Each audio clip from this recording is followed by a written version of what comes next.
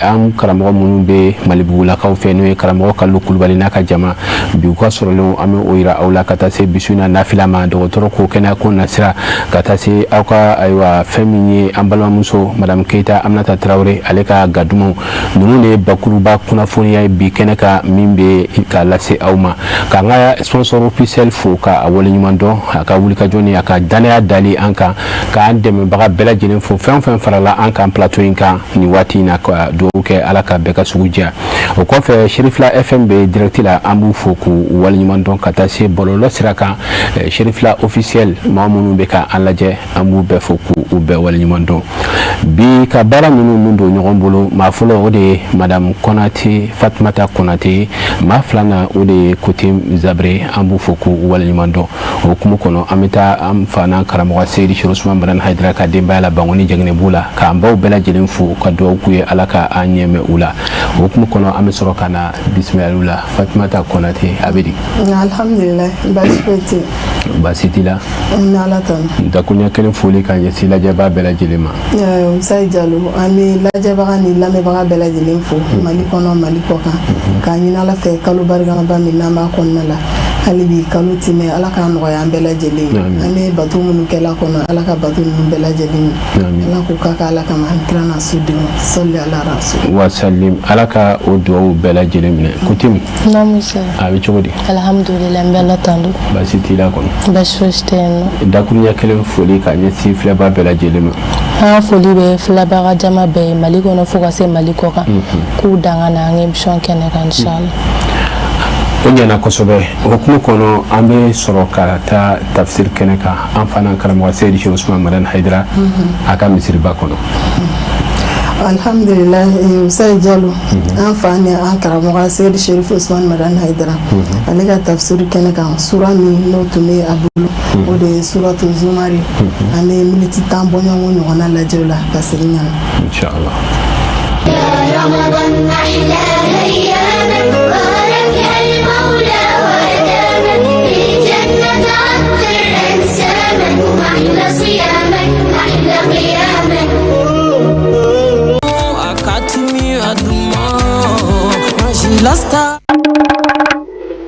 Dia kolo fɛlen don hɛrɛ la dumuni duman caman bɛ se ka tila ni ɲɔgɔn cɛ Mali bɛ se ka fɛn o fɛn di an ma waasa an ka fɛn dilannen bɛɛ bɔ an ka tiɲɛ na anw ka laadalakow la anw ka nafalabonyafɛnw kan minnu dilannen don ni kanu ye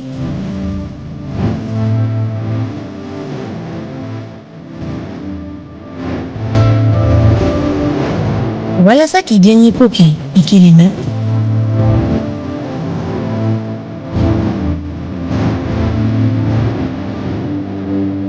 sitigiw fɛ sara ɲuman bɛ sɔrɔ sira laban na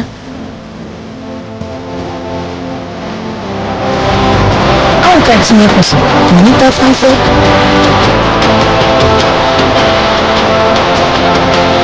ko sanu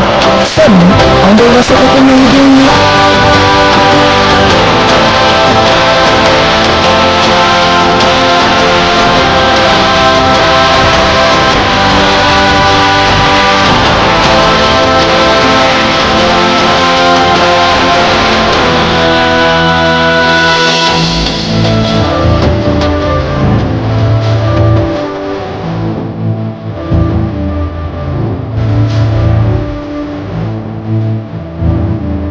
Kosan ka fɛn dilanenw bɛɛ sɔrɔ anw ka sigida feerekɛyɔrɔ ye Kosan Asipa. Découvrez une gamme de jus de votre Presea en canette. Pour la fraîcheur rencontre le goût. Presea Orange, une richesse naturelle de force et de vitalité. Presea Mangue, une saveur intense de concentré de mangue soigneusement sélectionné. Avec Presea Ananas, goûtez au plaisir tropical des jus d'ananas fraîchement pressés. Appréciez la douceur exotique et irrésistible du jus de goyave Presea. Presea Cocktail, une explosion de saveurs fruitées pour une sensation unique. Presea Ananas Coco, une alliance parfaite de fruits pour une sensation gourmande et unique. Avec votre jus Pressia Ancanex, vivez carrément fruité. أعوذ بالله من الشيطان الرجيم. الله تعالى في كابو شيطان إبليس لعين ترم. بسم الله الرحمن الرحيم. أنيا سيدي ني الله تعالى تبارك كماي. ألم يجي هنا لوكوليتي أن الله هنا كرندرلي. نعم. تابع سورة زمر. Ambi Zumaru Sura no fetkula. Naam. Naam. Bien le 10e mois 2026. Aya. Momodo afwa. Ya ibadiya. Ya ne ka jon. Allazina. Ya be jon binuma. Asrafu. Binu ye chenike. Ala anfusihim. Yere kunka. La taqnatu. Ajigi kana tigele. Min rahmatillahi. Ne ala ka hina nanu ya fai. Inna Allah. Nasigane ala. Yaghfiru dhunuba. Abi jurumu ya fa. Jami'an. Abela jeli. Innahu. Rado ala. Huwa. Ala tigi. Al-Ghafur. Adi ya fa masai. Ar-Rahim. Masai bihine. Wa anibu. Ay segi jona. Ila rabbikum. Kana aw mayoro. Wa aslimu. Akaw yere di. Lahu. Alama. Min qabli. Kakon wati nye. An yatiyakum al-azabu. Kakon nyangata nalinye aw ma. Summa. Ni nyangata nana. La tunsaruna. Ati deme kun deme bata. قل يا عبادي الذين أسرفوا على أنفسهم. Mana ako kulu ya ibadi Muhammadu nga jom welede. نعم. الذين أسرفوا على أنفسهم. Minu nye jeni do uyere kuna. نعم. Kura minu kafir lamadu. نعم. Be woli sona. Umaso nga tubi ka keslame. نعم. Ado ka parola. Ukwa nulu tubira. Kwala tison olu la pe. الله أكبر. Olu ye mɔgɔw faga. نعم. Olu ye kabilaw ci. Olu ye walimusow bɔsi walicɛw la. نعم. Olu ye walicɛw faga u musow kama. U y'a jate quoi. نعم. O tuma na olu jurumu ka bon. Mais nin Amadu in y'a sɔrɔ. نعم. N ye silamɛya kɔnɔna tɛ. أي. Ko kafiriw kana silamɛya ma. U ye tiɲɛni min kɛ ka kɔn. Tubili ɲɛ. نعم. K'u kana siga dɛ. A ko cogo di. لا تقنطوا من رحمة الله. K'u jigi kana tigɛ Ala ka hinɛ na أي. fiyewu. فيو. O tuma na i bi bɔ a la de. O sira kan. نعم. O yɔrɔ caman bɛ yen i n'a fɔ Ala kotɛla. نعم. U b'a kisaw f'u ye. Ka pour que ka mɔgɔw su ka kɛ walejugu kan. Ko muso dɔ nana nabi ɲuman dɔ yɔrɔ la. نعم. Ko a ko ne ye jɛnɛya kɛ. Ko n ye den min sɔrɔ jɛnɛya la tilala k'o faga. نعم. Ko n nana i ka Ala yafa deli ko a ko bɔ yan. الله أكبر. A dalu wɛrɛ bɛ yen u b'a fɔ ko cɛ dɔ nana. نعم. Ko ale ye mɔgɔ bi hakɛ dɔ faga. Ayiwa 99 faga. Ayiwa ko kira in y'a gɛn. A ko a ka bɔ ale fɛ yan. نعم. M'a dɔn ko dɔnnibaa dɔ de y'a gɛn wa. A y'o k'a kɛmɛ n'a yɛrɛ. A y'o fana fa k'o k'a kɛmɛ n'a ye.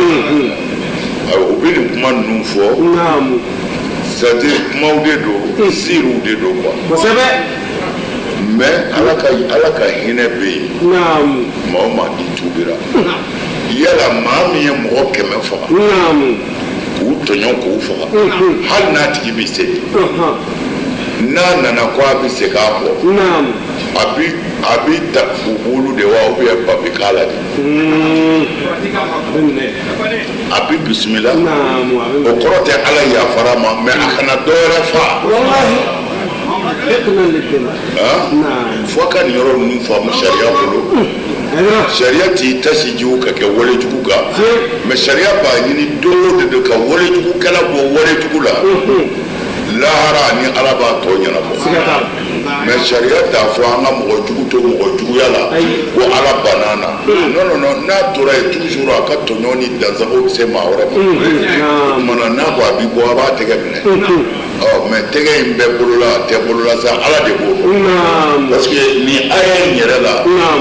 comme a bɛ kuranɛ ko ɲɛdɔn kosɛbɛ ni aya in na kuranɛ yɛrɛ dɔnbaba ni kira seereya na n'a ye n'o ye Abdulahi ye ale ko ni aya in min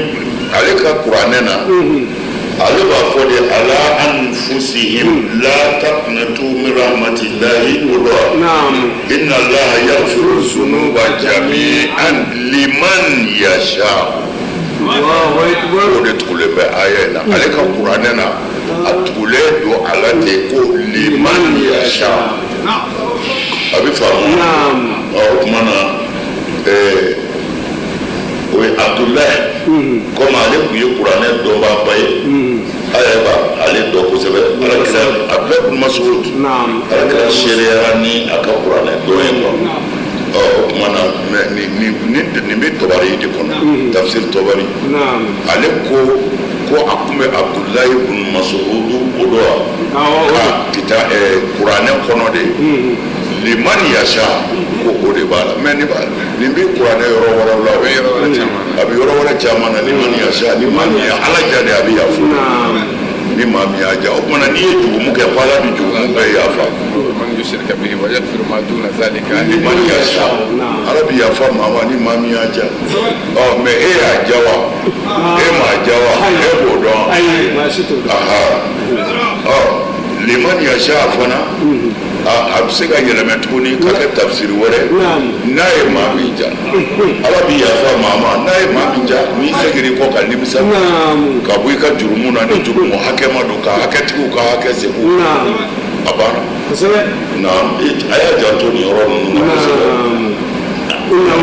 kosɛbɛ ala de ye yafa ba masa ye dɛ ala bɛ yafa jɔn ma n'a tubira arahim ala ye hinɛ masa ye وأنيبوا إلى ربكم وأنيبوا أي سكي جونا إلى ربكم كنا أما يرولا وأسلموا له أكا يردي ألم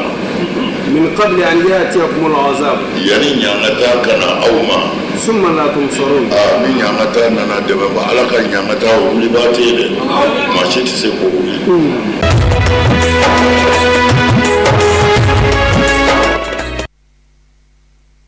alhamdulillahi rabbil alamin an bɛ foli ni waliɲuman dɔn ta k'a ɲɛsin an karamɔgɔ ye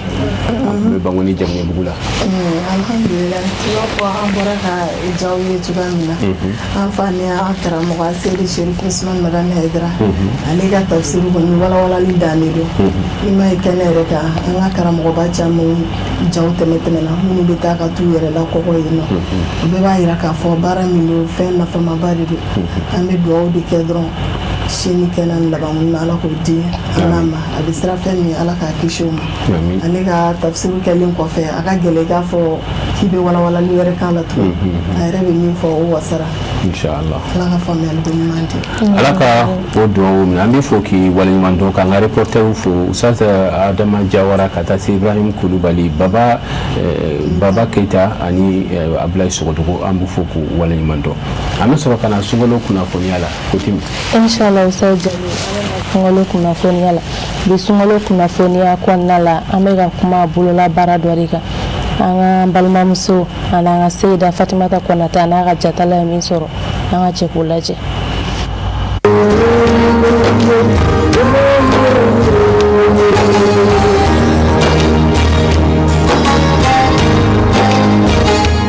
leminiya de ye fɛn bɛɛ ye fɛn fɛn ne lemɛnɛra ka ban a man gɛlɛn mais ne ma lemɛnɛya sa o de ye baara ye n tɛ tasuma la baara bɛɛ b'a dɔn a ka jugu mais lemɛnɛya de b'a kɛ i y'a faamu ne bɛ sɛri de dilan bon a sugu bɛ yen parce que du b'a san k'a mara voilà ni waati de sera a bɛ sa n tɛ n'a y'a kɛ ni waati sera dɔrɔn du e mago b'a la a tɛ sɔrɔ voilà bon ne ka baara ye suguli de ye bon ni waati an sigilen don komi an tɛ ka so kɛ kuran de tigɛlen don fɔlɔ sɔni kuran na an bɛ baaraw daminɛ bon an b'an débrouiller sunkalo kɔnɔ dɔɔnin bon marché fana ka suma bon kuran bɛna wagati min na n'an bɛ baara kɛ wagati k'an bɛ tila ka taa an ka feerefɛnw feere bon o y'a sɔrɔ su kora bon o gɛlɛya yɛrɛ de b'an kan kosɛbɛ kosɛbɛ an ka gɛlɛya kuran ko ye bon ni sɔrɔ fana t'an na baara la k'an bɛ se k'olu kɛ quoi bon an b'an yɛrɛ fɔ ne bolo an yɛrɛ mana mun sɔrɔ an bɛ baara kɛ n'o de mais n'an dɛmɛ wɛrɛ sɔrɔ hali ka fara an bolo kan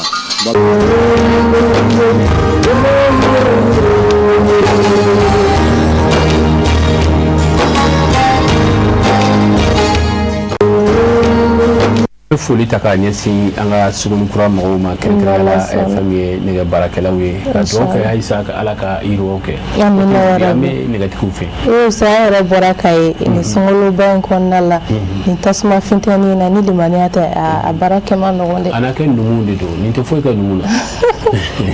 ka su ka tila ka nin baara kolo gɛrɛ in kɛ tuguni an bɛ dugawu kɛ ala k'u bolo mɛn u ka baara la ala ka bɔdaw kɛ an ni u ye delina de don delina de don a mana kɛ cogo cogo tasuma fintɛni fana ka bon dɛ ayi foyi i mana dela la ayisa e tɛ fi yɔrɔ faamuya la mais i mana dela la cogo cogo tasuma fintɛni ka bon e bɛ siya wɛrɛ ye ka nin kɛ ni numu tɛ cɛ ko ko baara in ye limaniya de o de don ko ni limaniya la i ka diinɛ la i dalen don a la hali ni tɛ nin i b'o kɛ halala ɲini siraw fana de don donc o la n'i ye fɛn o fɛn sɔrɔ o la o ka ɲi nɔ a ka fisa ni fɛn wɛrɛ quoi i tɛ se ka nin kɛ yɛrɛ n'i tɛ numu ye e t'a yɛrɛ faamuya la e t'a yɛrɛ faamuya e matigiw de don an b'o faamuya e matigiw de don an b'o faamuya tɛ foyi kɛ numu la aw t'o kalama de sinon nin tɛ foyi kɛ cɛla u bɛ baara ba la u bɛ baara ba yɛrɛ waleɲumandɔn ka an ka nɛgɛgosila bɛɛ lajɛlen fo mali kɔnɔ yan bɛɛ n'i ka baara lankolon tɛ yen adamaden bɛ dahirimɛ sɔrɔ fɛn o fɛn na a ka ca ala fɛ i b'o minɛ sɛbɛ ye sunkalo n'a ka sunkaloya i b'a ye wulikajɔ ni cɛsiri mun kɛ a b'a dɔn fɛnw de don min ni a bɛ dusu ko fɔ a bɛ cɛya ko fɔ a bɛ balo yɛrɛ la a b'o ko fɔ an ka reporter min tun bɛ yen i yɛrɛ ka kuma Malimatu Fatimata Konate Malimatu yari ba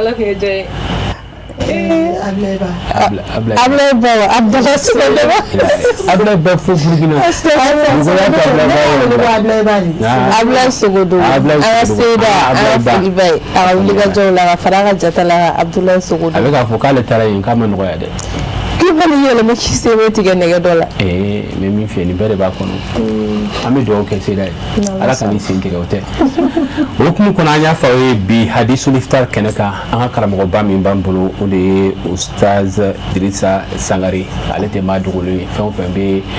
bɔlɔlɔw lajɛ a ka ca ala fɛ i bɛ a dɔn kosɛbɛ an n'a bɛna kuma babu min kan o de ye Laylatul Qadri i n'a fɔ o suba in bɛ ka sɛnsɛn ka na an bɛna sugu kɔnɔ ka na an karamɔgɔ bisimila ka jɛ ka masalaha kɛ ni a ye ni ala sɔnna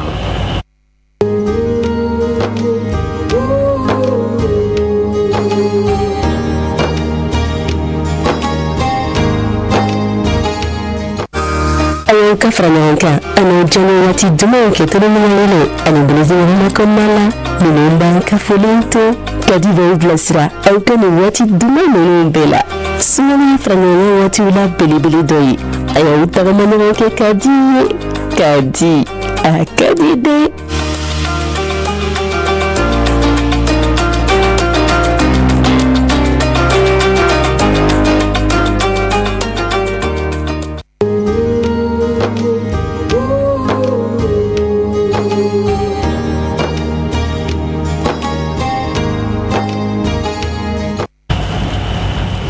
alhamdulillahi rabbil alamin ustaz Sangare assalamu alaikum wa alaikum salam wa rahmatullahi ta'ala wa barakatuh kuri basi tila ko be ala tan alhamdulillah an bi fo folo i ka yi an ka kɛnɛ kan kana an ka wele kan jaabi jara an bɛ sira di ma i ka dakuruɲɛ kelen foli lase an filɛba bɛɛ lajɛlen ma ni waati in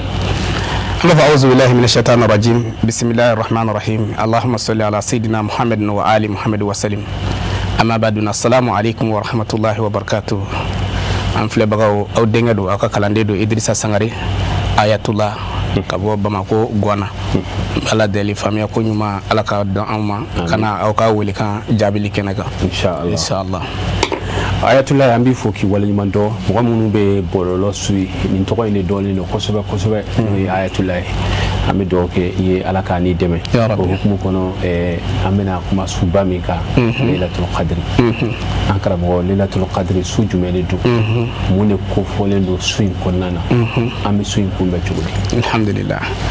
an bɛ ala tanu ka ala barika da ka sɔli kɛ an kuntigi Muhamadu kan ani a sodengi sanu ka ala fo ala min sɔnna an ka k'ale manden ye bari Laylatul Qadri ala ka sɔn don dugukolo ka dafɛn bɛɛ bɛ se k'a sɔrɔ nka kɛrɛnkɛrɛnnenya na Muhamadu mandenw ala ye olu kɛrɛnkɛrɛn ni a nafa bɔli bon Laylatul Qadri ye su de ye sumi dɔnniba bɛɛ bi a di i ka faamuya ɲɛda kan dɔw b'a f'i ye ko latigɛ su don dɔw b'a f'i ye valeur su don mais ala kumana kuranɛ kɔnɔ cogo min na an b'o d'i ma ani alakira muhammad sallallahu alaihi wa sallam ale ye walanwalaliw di a kan n'a bɛ fɔ ko kira ka hadisaw an b'o f'i ye n'a ye kuranɛ kɔnɔna lajɛ Lailatul Qadr yɛrɛ suran bɛ yen nɔ kɛrɛnkɛrɛn ma suran tɔgɔ ko suratul Qadr bi maana Allah subhanahu wa ta'ala b'a fɔ an kuntigi Muhamadu ye mɔgɔ dɔ de ka hakɛ kisa la n'o ye Shamun Ghazali a ye san caman kɛ a bɛ ka diinɛ wabɔ ni ko diinɛ wabɔ mɔgɔ b'a k'a bɛ ka jihadi kɛ bon minnu tɛ jihadi faamu a bɛ k'olu kɔnɔ k'a ye san hakɛ nin de kɛ k'a bɛ ka kɛlɛ kɛ parce que mɔgɔ caman ye jihadi faamuya o de ye wala k'a sɔrɔ jihadi de kɔrɔ ye adamaden n'i yɛrɛ di diinɛ ma dɔrɔn a bɛ fɔ k'i bɛ jihadi la parce que ni jihadi de ko don ko ni cɛ in ye san caman de kɛ a bɛ jihadi la ka diinɛ kɛ et puis a ye lajarabi caman sɔrɔ mais a si san hakɛ fɔra kira ye min kɛ sallallahu alaihi wa sallam kira ko ale mandenw dun ye diɲɛ laban mɔgɔ ye est ce que olu bɛna nin ɲɔgɔn na si kisa sɔrɔ wa kuma tɛ ko ka nin baara in kɛ wa ala ko Jibril a fɔ a ye ko n ye su dɔ d'a ma inna anzalnahu fi laylatul qadr وما أدراك ما ليلة القدر ليلة القدر خير من 1000 شهر الله أكبر تنزل الملائكة وروح فيها بإذن ربهم من كل أمر سلام هي حتى مطلع الفجر الله أكبر ولا أنك موجلو على السورة سبعة بلا قرآن كنا السورة سبعة كباكو بولا ay fɔlɔ bila ko kul huwa wallahu aya beleje ke ala yɛrɛ ala dɔrɔn de kan dafa wɛrɛ t'a la ay sura bilana bila ako lailatul qadri ni sura in kuma wɛrɛ t'a kɔnɔ i b'a sɔrɔ ni ye kuranɛ sura caman ta i b'a sɔrɔ fɛn dɔ daminɛ bɛ kuma sura kuma dɔ kan i bɛ taa kuma wɛrɛ sɔrɔ a kɔnɔ mais ni sura in bɛɛ nana kuma lailatul qadri de kan lailatul qadri dɔrɔn ala ma foyi fɔ fo lailatul qadri yɛrɛ ye fɛn min ye a ka se ka dɔn ani min bɛ k'a kɔnɔ a nana sura sabanan kɛ a y'o kɛ suratul sharh o wele ko alam nashraha ala y'o bɛɛ fɛnɛ kɛ ala kira ye o nana sura saba kuranɛ kɔnɔ kabako don mais an bɛ sigi min ka bi o ye lailatul qadri lailatul qadri silamɛw ka ni i b'a faamuya cogo min na ni sɔmiya bɛ silamɛya bolo sɔmiya ni sɔmiya bɛ silamɛya bolo silamɛya ka sɔmiya ye sunkalo waati Allahu akbar awɔ ni sɔmiya bɛ silamɛ bolo silamɛ ka sɔmiya de ye sunkalo waati o kɔrɔ ye di n'i ye nakɔ sɔn tilema in na a bɛ se ka nugu mais kuma dɔ la tile b'a tiɲɛ a tɛ k'i sago ye i mana sɛnɛfɛn o sɛnɛfɛn da tilema fɛ n'i y'a sɔn a bɛ se ka kɛ i bɛ dɔ sɔrɔ a la mais sɔmiya fɛ sɔnni t'a la o i b'a sɔrɔ i sago la de o tuma na sunkalo ye silamɛ bolo o ye mais sɔmiya fɛnɛ kɔnɔna na waati dɔ bɛ yen o san ka ca ka tɛmɛ waati bɛɛ kan o bɛ wele ko cɔcɔ ni a bɛ fɔ a ma ko utu kalo o mana utu kalo min bɛ silamɛw ka sɔmiya kɔnɔ o de ye lailatul qadri Allahu akbar san ka hɛrɛ sɔrɔ e m'a ye ni utu n'a ma don ka ɲɛ dɔrɔn san tɛ ja ni ale ma k'a waati la dɔrɔn ni san mana ka e b'a fɔ mɔgɔw b'a fɔ n ka sow bɛ na mais k'a sɔrɔ sɛnɛkɛlaw bolo o waati yɛrɛ de ye hɛrɛ waati o mana n'o ma caya sɔmiya kɔnɔ dɔrɔn sɔmiya tɛ ja o mana silamɛ ɲuman ka sɔmiya ye sunkalo ye mais silamɛ ka cɔcɔ kalo a ka utu kalo o de ye lailatul qadri Allahu akbar Allah subhanahu wa ta'ala ko Muhammadu inna anzalnahu fi lailatul qadri an ye jigini kɛ ka d'i ma lailatul qadri la Allahu akbar mais kira t'a dɔn a bɛna a dɔn cogo di a ko wa ma adraka ma lailatul qadri yala fɛn ma i ladɔnniya lailatul qadri la wa a ko n'i m'a dɔn lailatul qadri su de don khairun su min n'a hɛrɛ ka bon min 1000 shaharin Allahu akbar bon ni yɔrɔ in na bɛɛ b'i ka tafsiri k'a la mais ala ka kuma m'a fɔ k'a kalo 1000 don dɛ a ko su min bɛ yen n'a hɛrɛ ka bon ka tɛmɛ kalo 1000 kan a hɛrɛ ka bon a hɛrɛ ka bon o kɔrɔ a ka ca n'a ye a ka ca o ye quoi khairun min 1000 shaharin a ka ca ye quoi o la mɔgɔw bɛ jate min ta o de ye kalo 1000 a m'a fɔ ko su in hɛrɛ ye kalo 1000 ala m'a fɔ ten o ala ko de ko su in hɛrɛ ka bon ka tɛmɛ kalo 1000 kan khairun min 1000 shaharin i y'a faamu ko bon n'i y'a jateminɛ ni ye kalo 1000 n'i y'a calculer a bɛ taa bɛn san 80 ani san 3 ni kalo damadɔ de ma mais e ni ne an m'an si ta walima an b'a fɔ an ka maakɔrɔba minnu si sɔrɔ hali n'i ye san 80 balo est-ce que i bɛ san 80 kɛ alabato la a kuma ka ca dɛ i yɛrɛ bɛ n'i ɲɛsin alabato ma kuma na o b'a sɔrɔ i sera san 30 ma o b'a sɔrɔ kuma dɔ la hakili dɔw nana i la i bɛna limaniya jɔ sɔrɔ ka bato kɛ waati min na san 40 san 50 i bɛ taa se 60 ma tuma na i bɛna dɛsɛ don dɔ hali i tɛ misiri sɔrɔ a heure la walima i tɛ tafsiri kɛ yɔrɔ sɔrɔ a heure la mais san 80 ani san 7 ko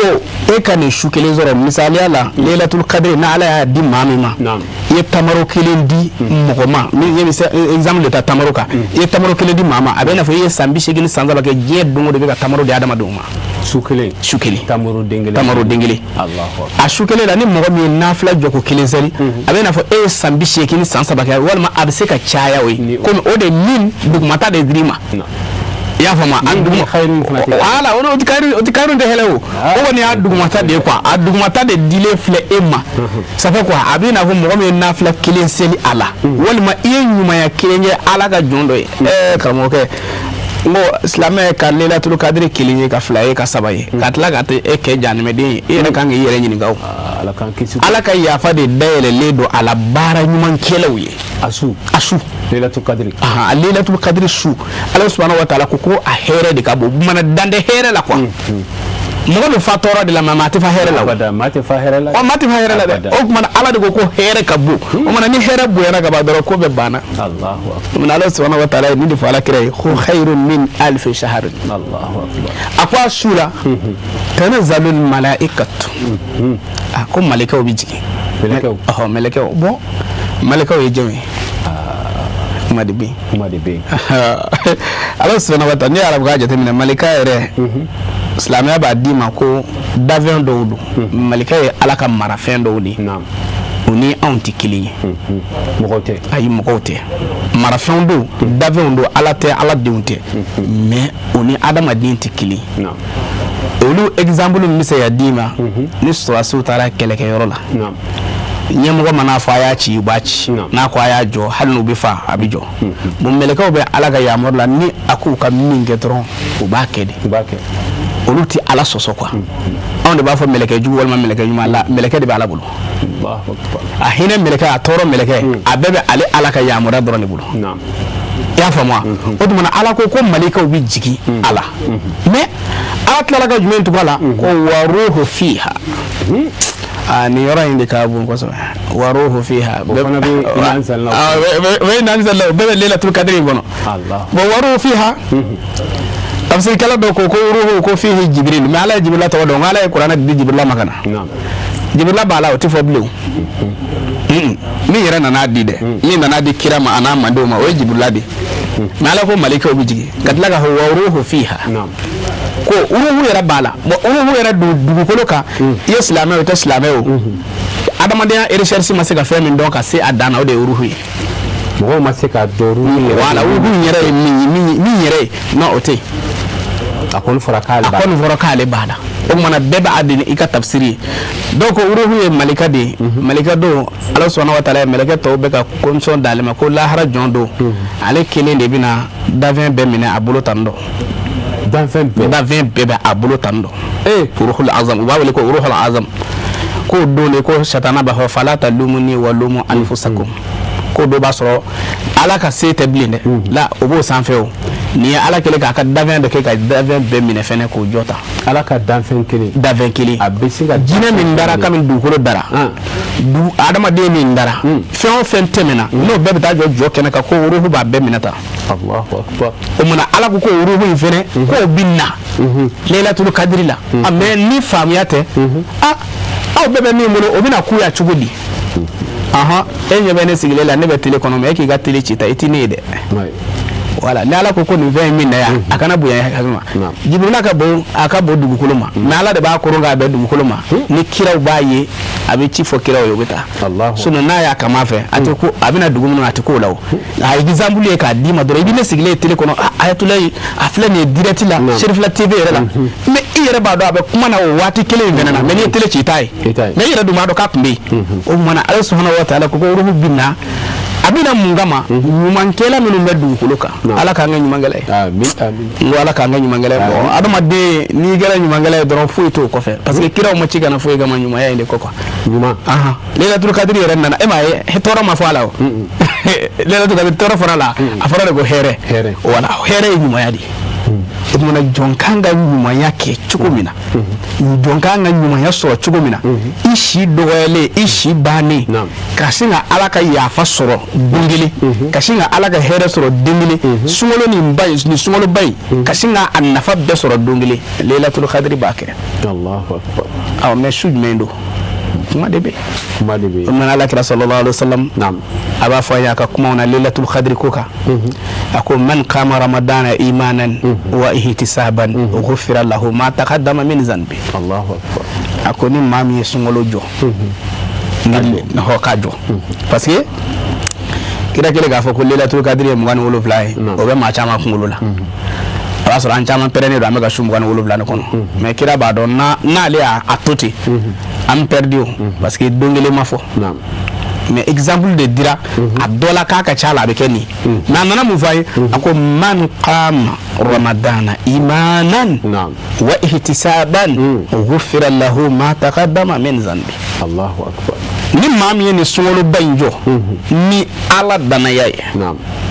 a ma jɔ n bɛ cɛ min ka so la ni karamɔgɔkɛ ne ma sunkalo ɲɛnama ye a bɛna bɔ a b'a fɔ ko kafiri tɛ to a ka so la o tɛ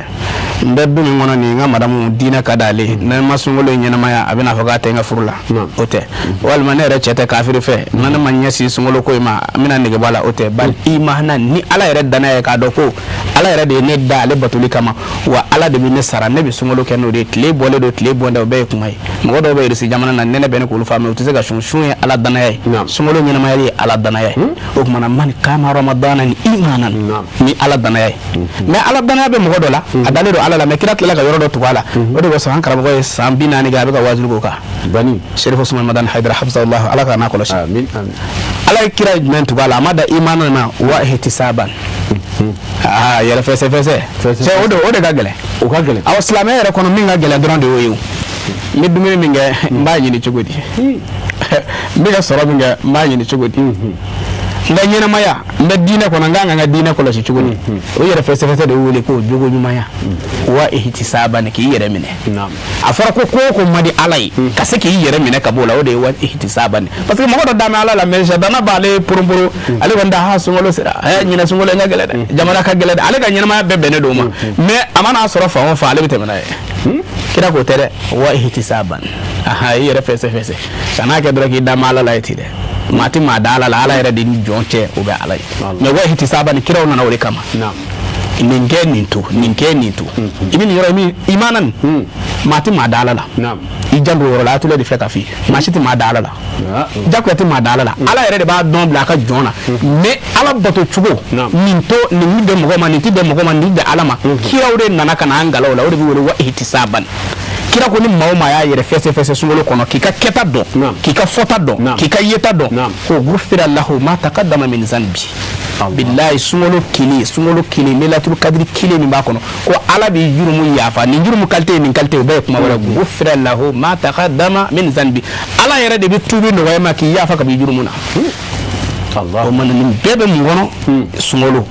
o sunkalo kelen la sunkalo yɛrɛ bonya bɛɛ bɛ mun kɔnɔ Laylatul Qadri mana an kan ka Laylatul Qadri an kan ka ɲɛnamaya an kan ka kɛ parce que ala subhanahu wa ta'ala kuma na ko ruhu bina wa ruhu fiha bi izni rabbihim ni ala ka jɛn ni ala ka jɛn ni ala ka jɛn cɛ ala ka jɛn ka di dɛ ala ka foyi ma di ka ala ka jɛn bɔ quoi i y'a faamu diɲɛ n'a fɔra ko diɲɛ kɛra i ma dɔrɔn i lafiyara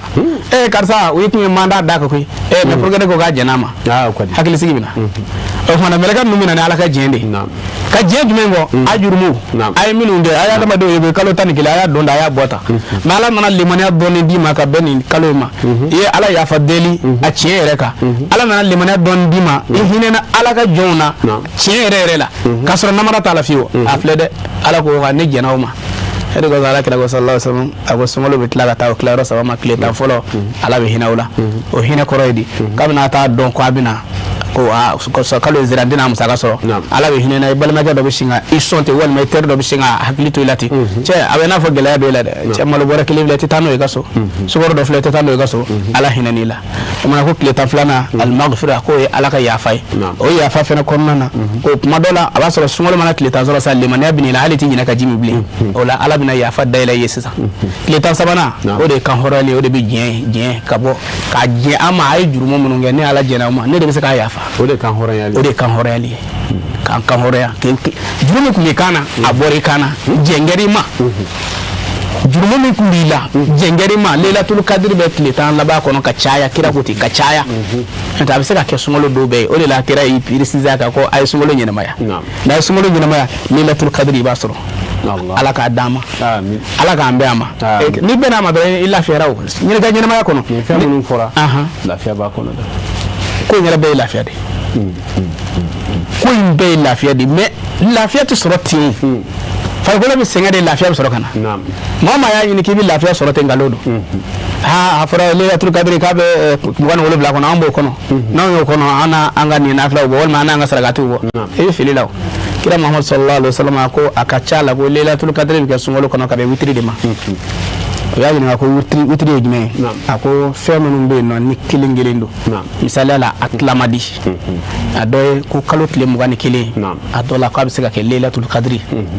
ko a dɔ la kalo tile 23 o bɛ se ka kɛ Lailatul Qadr a dɔ la kalo tile 25 o bɛ se ka kɛ Lailatul Qadr ko a dɔ la kalo tile 27 mais munna mɔgɔw sinzira 27 kan ko don dɔ la ala kira kanuba ana burankɛ ana dɛmɛba n'o ye Abubakar Sidiki a ko don dɔ la ale sigilen kun don ala kira kɔrɔ sallallahu alaihi wasallam ka bɛn sunkalo dɔ ma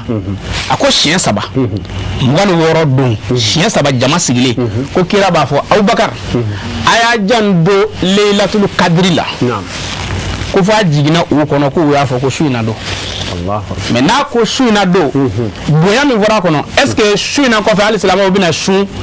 Lailatul Qadr kɔfɛ bilen wa e ma y'an ka laadaw ye Lailatul Qadr tɛmɛna maa min bɛ se ka su tɔ dafa bilen o ka dɔgɔ caman b'a bila dunya ka caman bɛ yen o bɛɛ b'a bila an kɛ ni Lailatul Qadr tɛmɛna ka dunya laban fana ka o caman bɛ yen olu b'u yɛrɛ ta an kɛ olu b'a fɔ ko k'a fɔra ko fɛn in a bɛɛ de b'a fɔ k'a tɛmɛna k'a sɔrɔ kira bi y'a fɔ ko 29 bɛ se b'a la dɛ o la a fɛrɛlen don jɔn ye silamɛ ɲuman ye mumini ɲuman ye ala danayaba ye i ka sunkalo bɛɛ ɲɛnama n'i ye sunkalo bɛɛ ɲɛnama ye Lailatul Qadr i b'a sɔrɔ wa hɛrɛ su don bonya su don karama su don an b'a misaliya de ko promo nin bɛɛ bɛ fɔ a la wa nin bɛɛ y'a kɔrɔ ye parce que promo kɔrɔ ye de fɛn min se t'i ye i ka sɔngɔ tɛ min sɔrɔ k'o ɲɔgɔnna 10 d'i ma aw ma promo k'an ye sunkalo la ko 40% i kan ka 100 sara yɔrɔ min na 40 bɔra a la ko a tɔ ye u ka baarakɛlaw n'u ka courant sara ye o tɛ dɛmɛ ye o tɛ diya client ye bon sunkalo Lailatul Qadr ka jugu ka tɛmɛ o kan client sera ka nisɔndiya n'an ka taa bila 40% an sera ko o sera ka bɔ a la nisɔndiyara ko munna ko a dir'o ma munna Lailatul Qadr fɛnɛ na Ala subhanahu wa ta'ala bi fɛn di Ala ko a ka ca o ye quoi maa ti Lailatul Qadr ta dan dɔn mais min ka fisa bɛɛ o yafa ye awɔ yafa de b'a kɔnɔ Allahu akbar ala ka yafa ma amin amin amin o hukumu kɔnɔ an karamɔgɔ an y'a mɛn dɔnnikɛlaw da ko nin bonya bɛɛ ani nin karama bɛɛ ko mɔgɔ dɔw bɛ yen u tɛ foyi sɔrɔ a la alhamdulillahi rabbil alamin an b'a deli ala fɛ ala kana an kɛ o mɔgɔ ye ala kana an k'olu sigiɲɔgɔn ye amin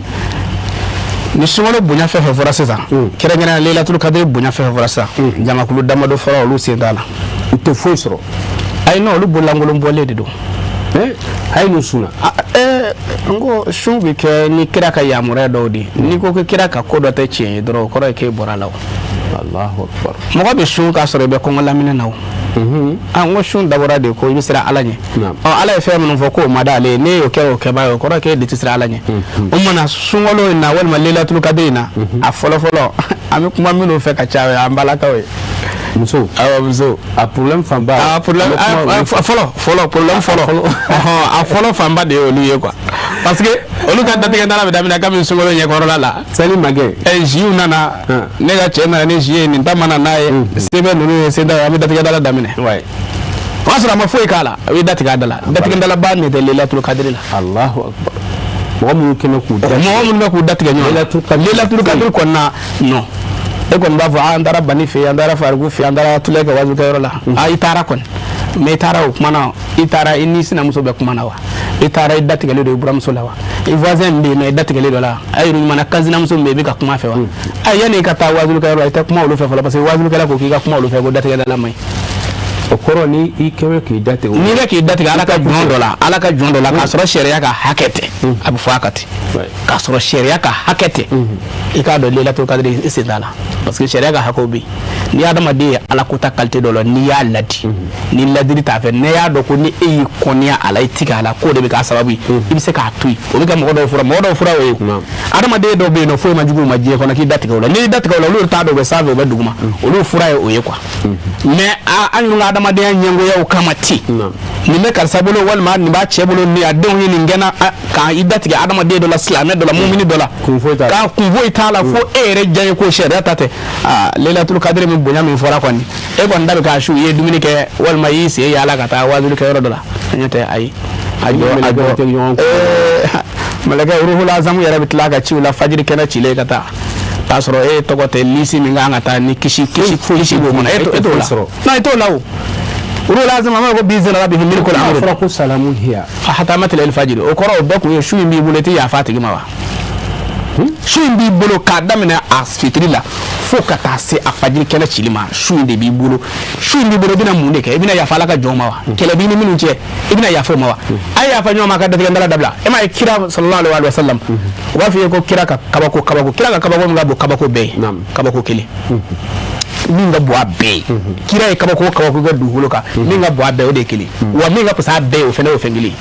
o de ye yafa ye kira sera makankaw la don min na n'a kun ka d'a ye n'a ko k'u tɛ si u tɛ si mais a ko ne sera o la ne yafara o ma exemple y'an karamɔgɔ ye Cheikh Ousmane Madani Haidara kuma caman kɛra a la yan ko caman kɛra a la yan mais bi Ala ye se d'a ma n'a kun ma yafa est ce que jamana bɛ suma yafa de b'a to jamana bɛ suma hakilisigi bɛ yafa de kɔfɛ o tuma na an fana ka yafa ɲɔgɔn ma dɔw b'a fɔ he bɔn karisa ye nin kɛ n na Laylatul Qadri a mɔgɔ bila fo na yafa deli fɛ ne tɛ yafa non o mɔgɔw bɛ yen dɛ balikuyalen ni bi cɛ ye ko caman kɛra a la n'Ala ma yafa ma I tɛ kisi dɛ e yɛrɛ bɛ ka Ala ka yafa I k'i miiri dɔrɔn balikuyalen ni bi cɛ I ye ko joli kɛ a tɛ se ka jate dɛ mais don o don I yɛrɛ kɛmɛ wastaghfirullah Ala yafa ma n'Ala ma yafa ma a tɛ ɲɛ dɛ o tuma na ni mɔgɔw taara yafa deli fɛ hali n'a y'a sɔrɔ o ka gɛlɛn ka tɛmɛ kulu kan hali n'a y'a sɔrɔ o ka gɛlɛn ka tɛmɛ kulu kan walima nkalonda min na nkalon min tiɲɛ bolo yɔrɔ yafa min kɛ man di fiyewu de y'o ye mɔgɔ kelen ka nkalonda I la nkalon min tiɲɛ bolo dugula nkalon ko ka tila ka na yafa deli fɛ a ma nɔgɔ dɛ mais n'i yafar'i ma Ala b'i ko k'i jɛ ka tila ka adamadenw hinɛ o ko in kɔ wa Laylatul Qadri de b'o kɛ o mana maa minnu bɛ datigɛndala la a k'a dɔn n'a ma datigɛndala dabila Ala ka hinɛ a t'a la a dɔ ye jumɛn ye mɔgɔ minnu ye sulari fakɛlaw I ye dulɔ min kɔ tɛ dɛ yɔrɔ mingo kelen k'o tɛ ayi mingo kelen parce que adamaden dɔ ye dulɔ min mais dulɔ minna tɛ quoi n'o tɛ an ka den caman bɛ yen u y'u bila dulɔ min na o bananin dɔ bɛ yen n'o y'u sɔrɔ dɔrɔn u bɛ taa dulɔ jinin san k'o di denmisɛnninw ma ko k'o bɛ bananin furakɛ dulɔ bɛ bana furakɛ wa mais den tɛ se k'a kale k'ale ma dulɔ min mais ani dulɔ minna don kelen tɛ dulɔ minna de wele ko mudumuli kamiru arabukan na mais est-ce que a tɛ f'o ma ko sular voilà ale kɔni hali 200 b'a kun a bɛ nasɔngɔ jɛ mais a bɛ taa baara la n'a taara a bɛ kelen san ka di a te ma ka kelen san ka di ma ka kelen san ka di ma hali ni fɛn tɛna so a k'a fɔ dɔrɔn k'ale ye fonisiri ye dulɔ min yɔrɔ la maa minnu y'o ko kɔni nin su fo ni tubira ka segin kɔ yanni fajiri kɛnɛ cɛ su b'i a b'i bolo dɛ e bɛna fɔ don jumɛn don ayatollah ne t'a don dɔn Ala de b'a dɔn nka Ala kira ye taamasiyɛn minnu yira an na a waati sera ne t'a don dɔn dɛ Ala de b'a dɔn mais Ala kira ye taamasiyɛn minnu yira an na ko tile 10 laban kɔnɔna na a waati sera i tɛ Ala minɛ i ka bɔ nin na ten sa a dabila o de ka ɲi bon a bɛ se ka dabila koyi ko n tɛ se ka nin bila n tɛ se ka nin bila maa tɛ se ka min bila o to ni ji ye n'o tɛ negela tɔ ninnu a bɛɛ nkalon fɛrɛ don walayi n'i bilala yɔrɔw la denmisɛnnin caman bɛ yen o bɛ zuɲɛ min mais ni surasiw y'u ta ka taa fɔrɔn na a bɛ ɲinɛ zuɲɛ kɔ a bɛ ɲinɛ kɔ u bɛ bugɔli min da o kan a bɛ zuɲɛ fɛn b'a farikolo la a b'a bɛɛ bila yen a bɛ na tuma min na a yɛrɛ b'a ka denw bugɔ wala n den nin bila n den nin bila nin bɛɛ ye nkalon ye Ala ka faamuya ko ɲuman d'a ma o tuma na mɔgɔ minnu y'o ye a k'a dɔn aw t'a la aw niyɔrɔ foyi t'a la o kɔrɔ ko sulariw k'a bila an b'a la deli faamuya ko ɲuman Ala ka d'a ma Ala k'u bɔ a la kira Muhamadu ko sallallahu alaihi wa sallam mɔgɔw b'a la mɔgɔ minnu ye namaratɔw ye namaratɔ ye 2 ye suɲɛnikɛla ye namaratɔ ye namara caman bɛ yen min tɛ suɲɛni ye paribaw a y'a cogo dɔn pari tɛ haramu ye nka ka Fatimu ta minɛ ka Sitan ta minɛ ka Janaba ta minɛ k'a bɛɛ fara ɲɔgɔn kan a ta cɛ kuma sera kuma min na ko halisa ko pari ma sɔrɔ ka adamadenw namara ka adamadenw arnaquer o y'a sɔrɔ a y'a di a terimuso ma k'o ka kɔɲɔ selen don nin b'a si bɛɛ kɛ munumunu n'a nɔfɛ halisa ko pari ma sɔrɔ ka adamadenw namara o n bɛna min f'i ye fulakɛ jena kono fenka jugu sueni ni namara de ka jugu fen chamai Allahu akbar wallahi adama de aba a parite haramu ya bi mimbo de bisakama abi mimbo o de bisakama o me ajigi dale aka adula hakedo inna akumaniya amma min galodo ye lailatul qadri na adama donga haketu kana aka gelen ko sobe adama de ka kani mi ka o hakei ko o kumaniya amma e kera o kebai lailatul qadri la hali kana ta wazul kenauka wallahi kana so ka adama de ka hake kumaniya ma o de wili ko suyani mo wa suyani be flebra atari denga tai o suyani na bilil badoy parce que ko ay mi nyini mina bo jala ere onga daba bo jala ni kumaniya de imangani ni aya jando ni yorola nene par to ko fodoro muso wa ko ko yara ko tarde may nga kuma to no fe nga kuma be alaba ngo be mi nabi ambe tugo mi nabi akuma ka chade o kuma na mo min be ku be ga adama do la hero kuma nyaw ngar dangala ke pare aya jando ni yorola de e tara ni men quartier na ni be loisela kalo kilet le tandura bina yelama atabila na yelama na yere fe ga nyina pay ko amanyine wa amanyine wa dira alam nyina otine adira alam nyina otinyina aya jando ni la tukadri suye mo so wala halala ma so wala halala ka adama do nga here kuma ni yawma lailatul qadri shu kira muhammad sallallahu alaihi wa sallam akuma na mo ka mo mi shu ni kala zo woni zo na patron do parce que ni hakli zo ni ko zo ndo yake dogo ka shu ni kai na maraton ni hakli zo yi ita do koy nga ba kuma ni ya ima Allahu mana aya jando ni yorola kosobe ala kira muhammad sallallahu alaihi wasallam abini fwani ni sunu fenna no lailatul qadri ni ma korofolo olu sendala korofoli walli shula do ga korofoli shu do ba resu ngode ga tato era wazul ka yorola karsa mana de ayo to ikoy na ko islam ede o ya damina ne sade korofol damina ni ayra be kata wazul gero la ko na lere dok tulu ta ka ministre la tatola korofol ye ko jugu bay amay kitabu do be no ko arahikil maktum ni ya kon na le na ko na lailatul qadrika abina adama dun jati abi se fo jati yoro ta an wolo blama minun be ni ma tubi ka bo ala dron aka gele ka lailatul qadri so Allahu akbar ya fam bon lailatul qadri ra am se go o kunjani minun ga hera kuma ni a to di minun ti fen soro fiu min ga gela abe o flan ga fo yaay tanka ho mo wakati ji flan ga fo yaay mo mi islamia ba dala nga so me ne ala ko ni madni ki kana ni nge ala ni ala ka hake ni no ale jene do no kele hal no bibbe ale tacheni manga ale mako ka nye odo Allahu me bebi mi ta généralement ko bolison bebo deta ame odo do fa fen chama mbi ami da bolison yo abi tamba son abi boraja son abi digien so son fen chama e ka se fena wallahi ni ala ko tabara no ni wori ko son ama karam ko fu ya bani ale tlalaw ko mi ma de tilafiya de fa ka saya wero do wa fo ko karam ko se lafiya na lafiya ta ala tala ay ma nyuma tilafiya mais ma nyuma be tla ma nyuma be tla ngati lafiya parce que lafiya ni sara do mina sono ale kuma na yeni yoro nga ko so be flan nga fo ya awalanda ni sungolo bayna wallahi ma tawa me ka shun wallahi bika ko wala mine walilatul qadri wujigi baka me flan nga fo ya bace Allahu akbar aya jando flan nga fo yala aya jando Allah subhanahu wa ta'ala ko flan nga fo ya mu fe ni bina kede ake itigi ala kamado mo bi mi vote de rebi minke ake ala kama nga davendo e jando ala de Allah davengo koti laba davengo koti laba mo do be ati bolison nga uraji mona na we nana bolison no ya assalamu alaykum isimo ça va bien bo yere se ga nyana boy abba jolima simo de hafiye ko abina ni ndeson aya fiye da tinga lo tiga yo simo chama mbe no o lo tinga lo ndigere wa fiya amini son bable hable bo ngolo na na tara ni baye ni ngoina mo na fike sike ko ni islamé bon ba depo ki kuna ngale re jigi dale lo lailatul qadrika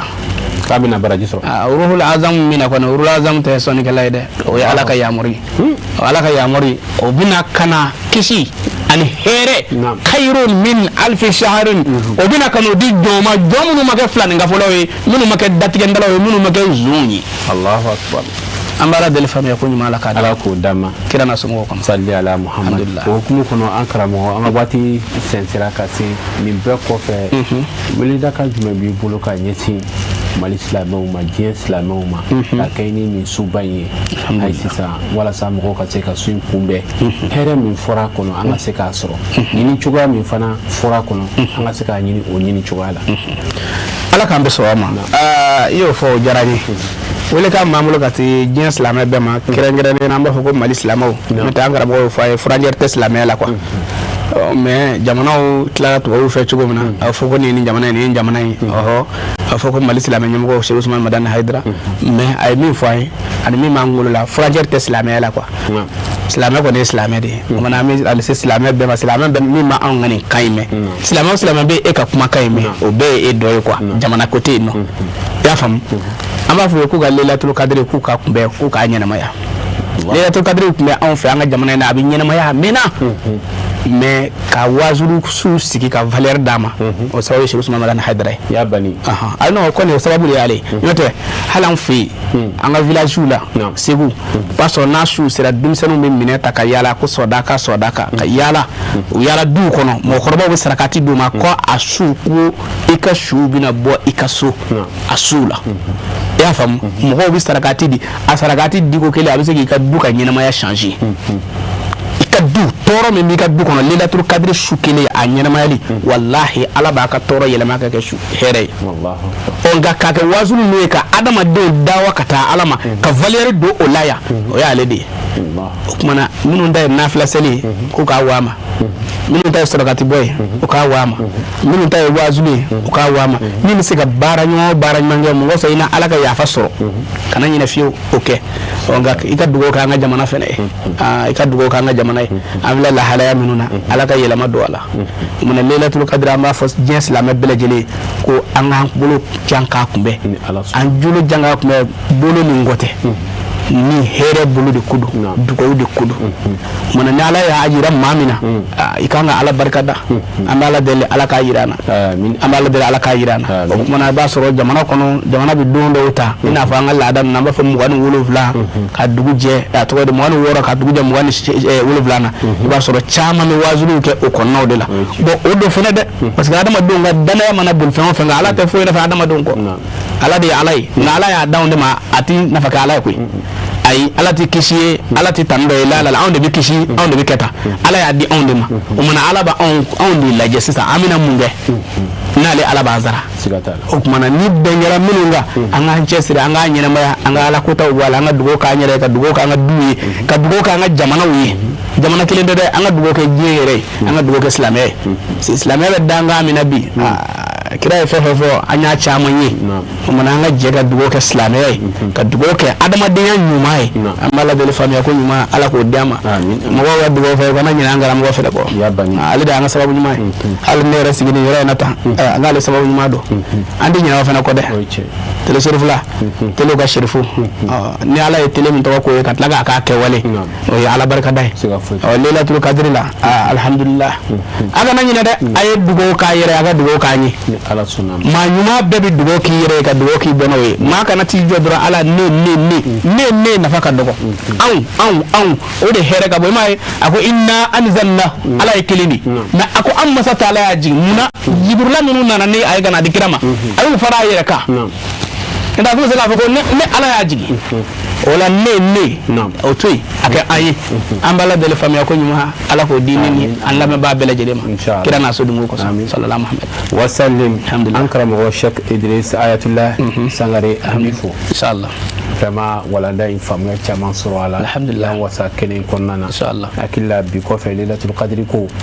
bɛɛ y'a faamu alhamdulillah an b'a ɲini ala fɛ ala ka k'i ma baraji ya rabbi ka dugawu kɛ san caman bɛ ala bolo an ka se ka ye an bolo yan inshallah an ka se ka baro kɛ fɛn wɛrɛw kan ya rabbi wa i ye dugawu min fana kɛ ala ka dugawu ninnu bɛɛ lajɛlen o hukumu kɔnɔ an karamɔgɔ sigiyɔrɔ bɛnnen don yɔrɔ jumɛn alhamdulillah Ayatullah sigiyɔrɔ bɛnnen don Bamakɔ Guana ma Guana ni mɔgɔ min mɔgɔ bɛ ayatollah ye nɛgɛjuru sira jumɛn bɛ min an bɛ se ka min kɔn alhamdulillah ni i mɔgɔ bɛ ayatollah la o de ye 71 46 64 09 71 46 64 09 hakili la n'aw ye ni nɛgɛjuru sira in gosi dɔrɔn inshallah aw bɛ ayatollah sɔrɔ inshallah an b'a fɔ k'a waleɲuman dɔn ka dugawu k'a ye ala ka a ɲɛmɛ ala ya rabbi o hukumu kɔnɔ an b'an sɛnsɛn ka tɛmɛ ni karamɔgɔ bilasirali ye o kɔnɔna na an bɛ taa suntigɛ baraji rubrique kɔnɔna na an b'a madame Haidara tanti Aisha Kulubali an b'an baw bɛɛ fɔ k'u waleɲuman dɔn sunkalo mana se u bɛ wulikajɔ ni baara minnu kɛ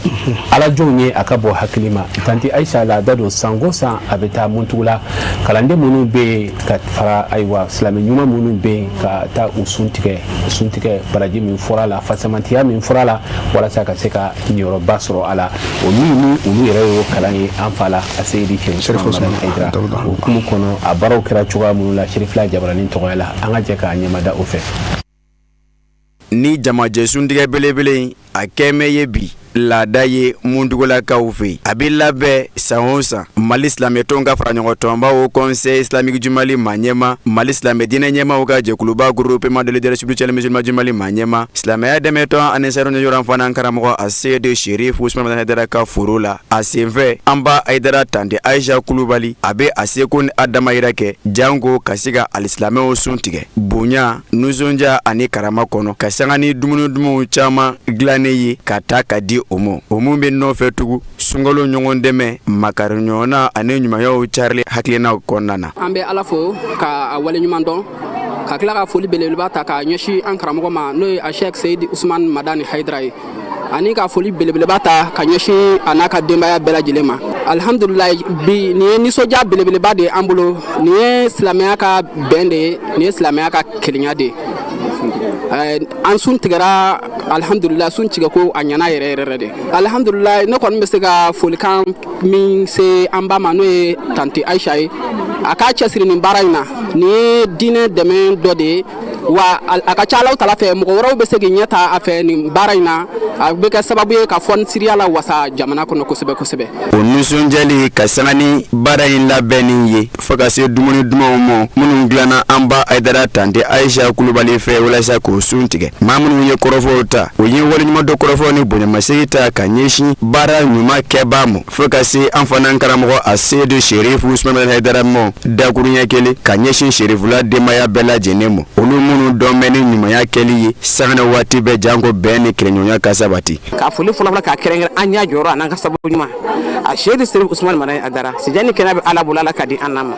a b'a fɔ a ka dɛmɛ kɛ cogo min na a ka dɛmɛ a n'a ka dɛmɛ ala kɛ ten ka fo da an baara ninnu bɛɛ lajɛlen ma kɛrɛnkɛrɛnya an b'an bamu ka kɛnɛ kan bi n'o ye tante Aisha Kulubali ye madame Haidara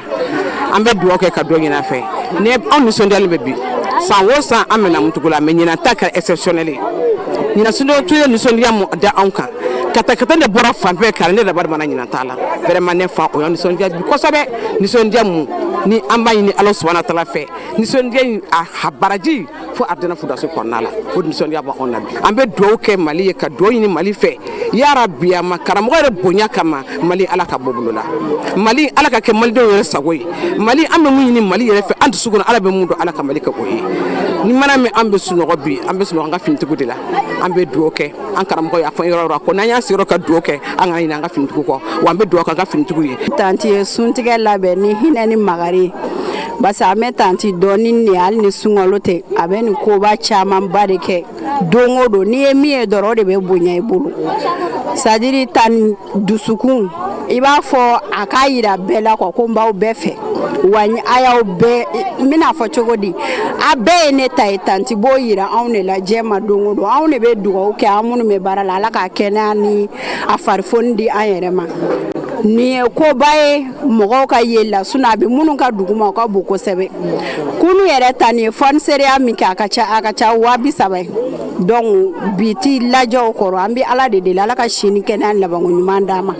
o kɔfɛ an y'ale sɔrɔ an karamɔgɔ min sababuya la n'o ye Sherifu Usumani Madani Haidara an b'a fɔ k'a barikada si kɛnɛya labanko ɲuman ala k'a dan n'a ma. An b'aw ladɔnniya k'a fɔ ni jamajɛ suntigɛ Bani ka foro kɔnɔ Muntugulakaw fɛ min labɛnna an b'a Haidara tante Ayisa Kulubali fɛ a baaraw kɛra sababu ka maa caman kamaro ɲɔgɔn na imamu b'o la diinɛ ɲɛmaaw b'o la a ka ja ka se maa caman wɛrɛ ma ka bɔ Muntugula dafɛdugu ani a kiw kɔnɔna na minnu bɛɛ lajɛlen ye a kanu kana tali kɛ ni jamajɛ suntigɛ belebele in na. An b'a fɔ ka waliɲuman dɔn ka ala deli sini kɛnɛya la ala ka a di a ma san wɛrɛ ta ala k'o yira na ka foli lase Sherifu an baw bɛɛ lajɛlen ma n'an bɔra an bɛ sɔrɔ ka taa fɛn min ye an ka président d'honneur n'o ye Alhaji Abdulayi Mayiga ye san o san a ka laada de don a bɛ suntigɛ ba labɛn ni ka wele bila limanaw ma silamɛw jɛɲɔgɔn ka bɛɛ fara ɲɔgɔn kan walasa ka se ka a baaraw kɛ a baara kɔnɔna na a nisɔndiyaw caman yera yen ka sabu kɛ maa minnu yera kɛnɛ kan a kelen ye maa ye min ni a ka ca ala fɛ nin ko in u bɛ fɛn caman dɔn a la kalanw bɛ k'a la ala kosɔmaw bɛ k'a la ka duwawu caman kɛ k'a kuncɛ ni suntigɛw ye ɲinan ta baaraw kɛra cogoya minnu na an ka jɛ k'a ɲɛmada o fɛ. Kabi san 2008 waatu la 2008 an balimakɛ Abdulayi Mayiga ale bɛ suntigɛ kɛnɛba sigi ka se ka alisilamɛw wele ka jɛ ka jamajɛ suntigɛba kɛ nka ka kɔn suntigɛ in baaraw ɲɛ alikuranɛ sanuman kalan kɛnɛ de bɛ sigi o yɛrɛ ye fɛn ye u ye min misali ɲuman ta so kɔnɔ barikada kan u y'o ta u ka cɛkɔrɔba sanuman de kɔ. An bɛ kuranɛ de kalan san kɔnɔ san caman ni kuranɛ dafara alhamdulillah an bɛ sunkalo waati dɔ kɔnɔ ala mana jisuma sɔngɔni nɔgɔya ye an bɛ silamɛw wele k'an suntigɛ kuranɛ kalan sira kan anw ye an fa de sɔrɔ a sira kan o la an yɛrɛ nana dɔn ka fɔ kuranɛ fɛn sɛbɛ don kalanni dɔrɔn tɛ a bɛ min fɔ i k'o kɛ o de ka bon n'a bɛɛ ye an nan'o kumakan sɔrɔ an karamɔgɔ da n'o ye Sherifu Usumani Madani Haidara ye kana ye n'i ye ɲumanw fana kɛ ni ala ye dɔɔni nɔgɔya ye ka kɛɲɛ sunkalo ninnu ma ka se ka silamɛw suntigɛ o fana barajiw ka bon hali datara ayiwa n b'ala fo ka barikada ne fana kelen tɛ n balimaw bɛ yen u bɛ n dɛmɛ kosɛbɛ u b'u se k'o kɛ n ye n b'u fana fo k'u barikada dɔw yɛrɛ bɔra dugu janw na ka na dɔw ye siripirisiw yɛrɛ kɛ na hali u ma fɔ n ye an b'u bɛɛ fo a kɛra sinji de kama ala k'u sara ni hɛrɛw ye k'an karamɔgɔ fo ale min sɔnna k'an kanda ka bila ni sira ɲumanba ninnu kan n'o ye jogo ɲumanw ye ka baara ɲumanw kɛ ka hinɛ i jɔɲɔgɔnw na ka hɛrɛ kɛ adamadenw ye ka sabali mɔgɔw kɔrɔ ka sira ɲuman minɛ fɛnɛma an b'a yɛrɛ fo k'a barikada ala ka sijan ani kɛnɛya ani labanko ɲuman di an n'aw ma ka ɲini ala fɛ an ye ni kuranɛ min kalan bi ka ban ka sarakatu minnu bɔ ala ka hinɛ se an ka taabɔw bɛɛ ma kura ani kɔrɔma minnu y'an kɔn kaburu kɔnɔ ala ka yafu ma an yɛrɛw ta don ka sɔrɔ an ala bɛ ɲɔgɔn fɛ ala ka labanko ɲuman d'an bɛɛ ma. Nin suntigɛ in kɛnɛ kan balimaw terisiraw jɛɲɔgɔnw bɛɛ lajɛlen de bɛ bɔ ka na fara ɲɔgɔn kan ka se ka jɛ ka sun tigɛ ɲɔgɔn fɛ ka duwawu kɛ yaasa ala bɛ se ka bɛn ni kelenya sabati balimayaw ka sinsin jɛɲɔgɔnyaw ka se ka sabati fo ka taa se an ka jamana kolo sumali ma o siratigɛ de fɛ nabagaw nisɔndiyalen u ye foli kɛrɛnkɛrɛnnen kɛ ka ɲɛsin Abdulayi Mayiga yɛrɛ ma a ka nin hakilina ɲuman in na n'o de ye ka se ka jɛ ka kuranɛ kalan ani k'a kuncɛ ni suntigɛ kɛnɛba ye. San o san an kɔrɔkɛ bi mɔgɔw wele ka suntigɛ kɛ a bi kuranɛ kalan kɛ ni kuranɛ kalan min dafa ka bɛn ni sunkalo ye a bi mana garijɛgɛ mana kɛ dɔrɔmɛ kelen min sɔrɔ a bi hinɛ fantanw na a bi fantanw mɔgɔw wele k'u suntigɛ san o san a b'a kɛ ne yɛrɛ kun y'an ŋaniya san caman ko min na ala kun b'a latigɛ ala ye ɲinɛ ta latigɛ ne yɛrɛ nana kɛnɛ kan a diyara n ye a bonyana ma n b'a fo dantɛ foli min na n bi an karamɔgɔ fana fo Sherifu Usumani Madani Haidara ani Sherifulaw fana bi foli di bɛɛ lajɛlen ma. Ala ye ka ɲinɛ jira an na an ye k'an to salon na ka ɲinɛ ŋari ala fɛ ala ye k'o jira an na kuranɛ kalan kɛ ne ka ni nisɔndiya bi cogoya min ala le b'a dan dɔn nisɔndiya ni yɛrɛ de bi ka da Abdulayi Mayiga ka bonya n'a ka karama kan n bi duwawu k'a ye si ni kɛnɛya labanko ɲuman ala k'a d'a ma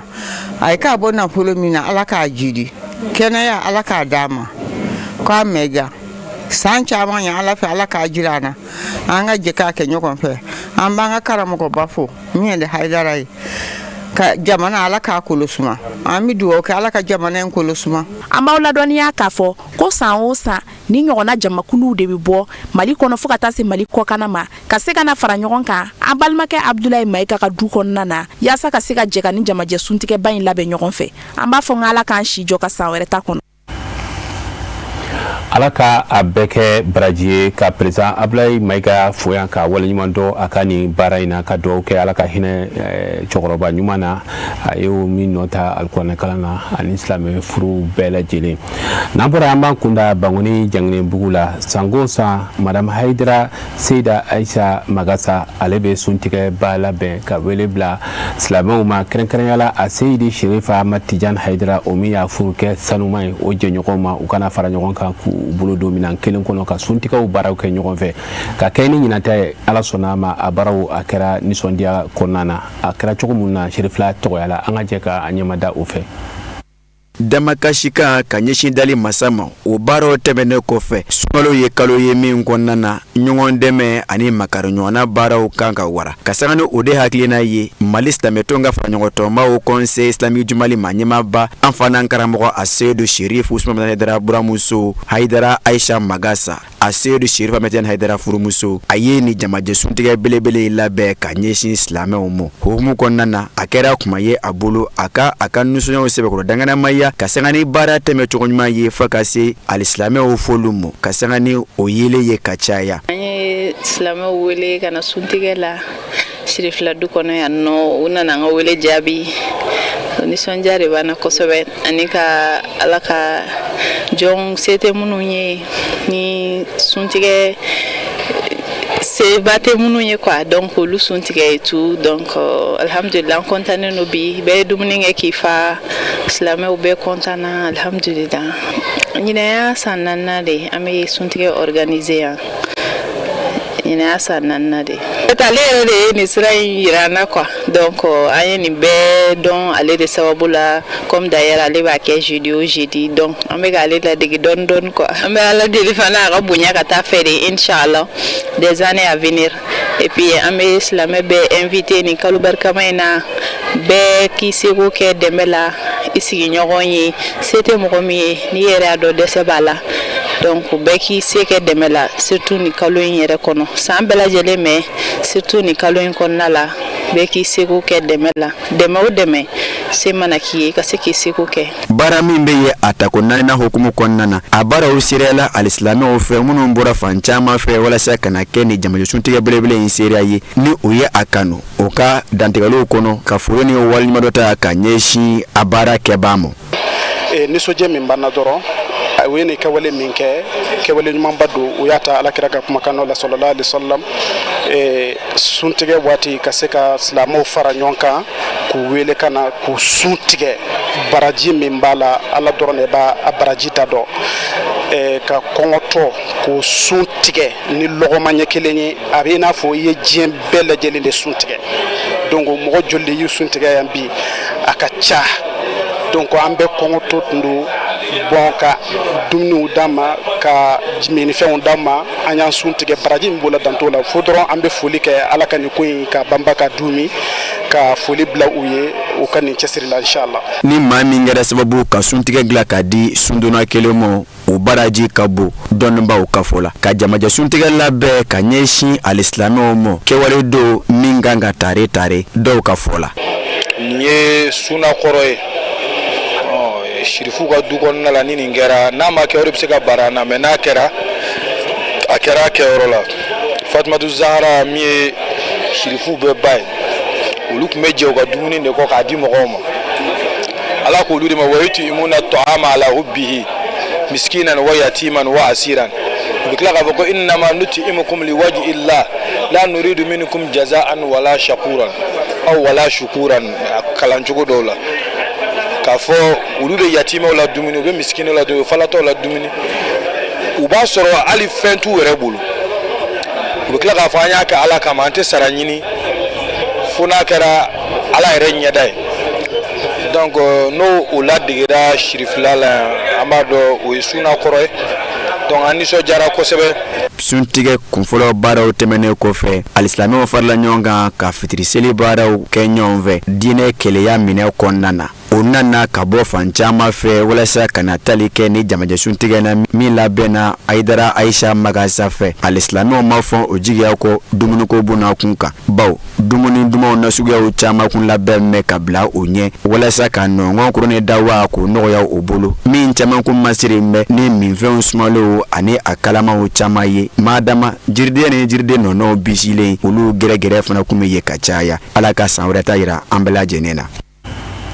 Amina ala ka o duwawu bɛɛ lajɛlen minɛ o hukumu kɔnɔ an bɛ duwawu kɛ ala ka nin bɛɛ kɛ baraji an bɛ sɔrɔ ka tɛmɛ ka taa fɛn min ye nɛgɛjuru sira fanfɛla la ka se ka nɛgɛjuru sira di aw ka se ka don k'a ka foli ni duwawu kɛ n'a ma ɲɛ don o don o baara in bɛ an bolo yan ni ala ni kira sɔnn'a ma o la an bɛ sira di aw ma an ka nɛgɛjuru sira de ye 93 91 68 92 ni aw ye nin gosi ani an bɛ ɲɔgɔn sɔrɔ an b'aw fo ka waleɲuman dɔn ka Sherifla FM a lamɛnnikɛla bɛɛ lajɛlen fo ni waati na ka fɛn min ye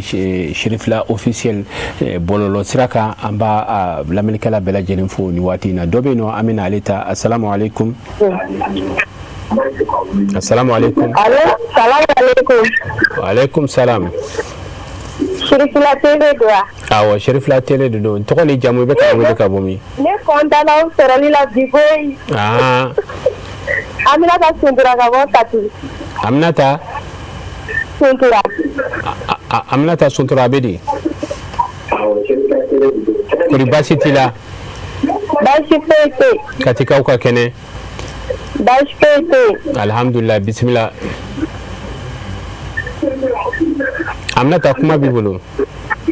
Vraiment an bɛ dugawu kɛ émission ala k'a kɛ taga ɲɛ. Amina amina amin. San o san ka bonya ka taa fɛ sponsor baw ka sɔrɔ. Amin amin amin. An bɛ dugawu kɛ karamɔgɔ ye an bɛ dugawu ɲini a yɛrɛ fɛ. Ni ala sɔnn'a ma. K'a ka dugawu k'a ye kɛnɛyaba tɛ yen a ka dugawu k'a ye baarakow fana na. Ni ala sɔnn'a ma. Vraiment ala ka sala karamɔgɔ ko in na a tɛ se ka fɔ yɛrɛ ka taa dan na. Inshallah ala ka dɔ fara o wasa kan. Wa an b'an disi gosi ni an sariya ye fɛnɛ an mana bɔ fan o fan an b'an disi gosi. O kana ka kɛ fana. Anw de kɛra waso yɔrɔ ye sinon an tɛ ɲɛbɔ mɔgɔ wɛrɛ fɛ. A banna dɛ.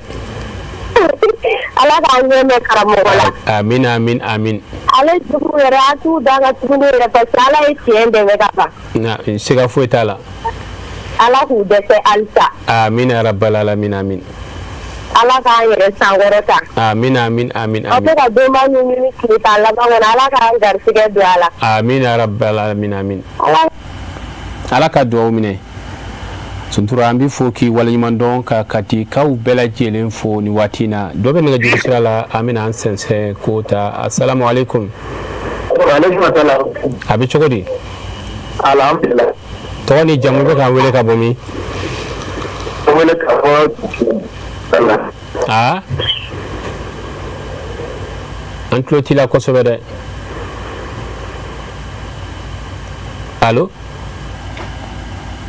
Ayiwa an bɛ hakɛto dafalen ɲini an balimakɛ fɛ a ka nɛgɛjuru sira cogoya la nɛgɛjuru sira labilalen don aw ye ka se ka don ka foli ni duwawu kɛ ɲɔgɔn ye dɔ bɛ nɛgɛjuru sira la an bɛna ale ta assalamu alaikum. Assalamu alaikum. A bɛ cogo di? Jallo kori baasi tɛ yen. Alhamdulillah tɔgɔ ni jamu bɛ k'an wele ka bɔ min? Bakari Maga ka bɔ Kayi.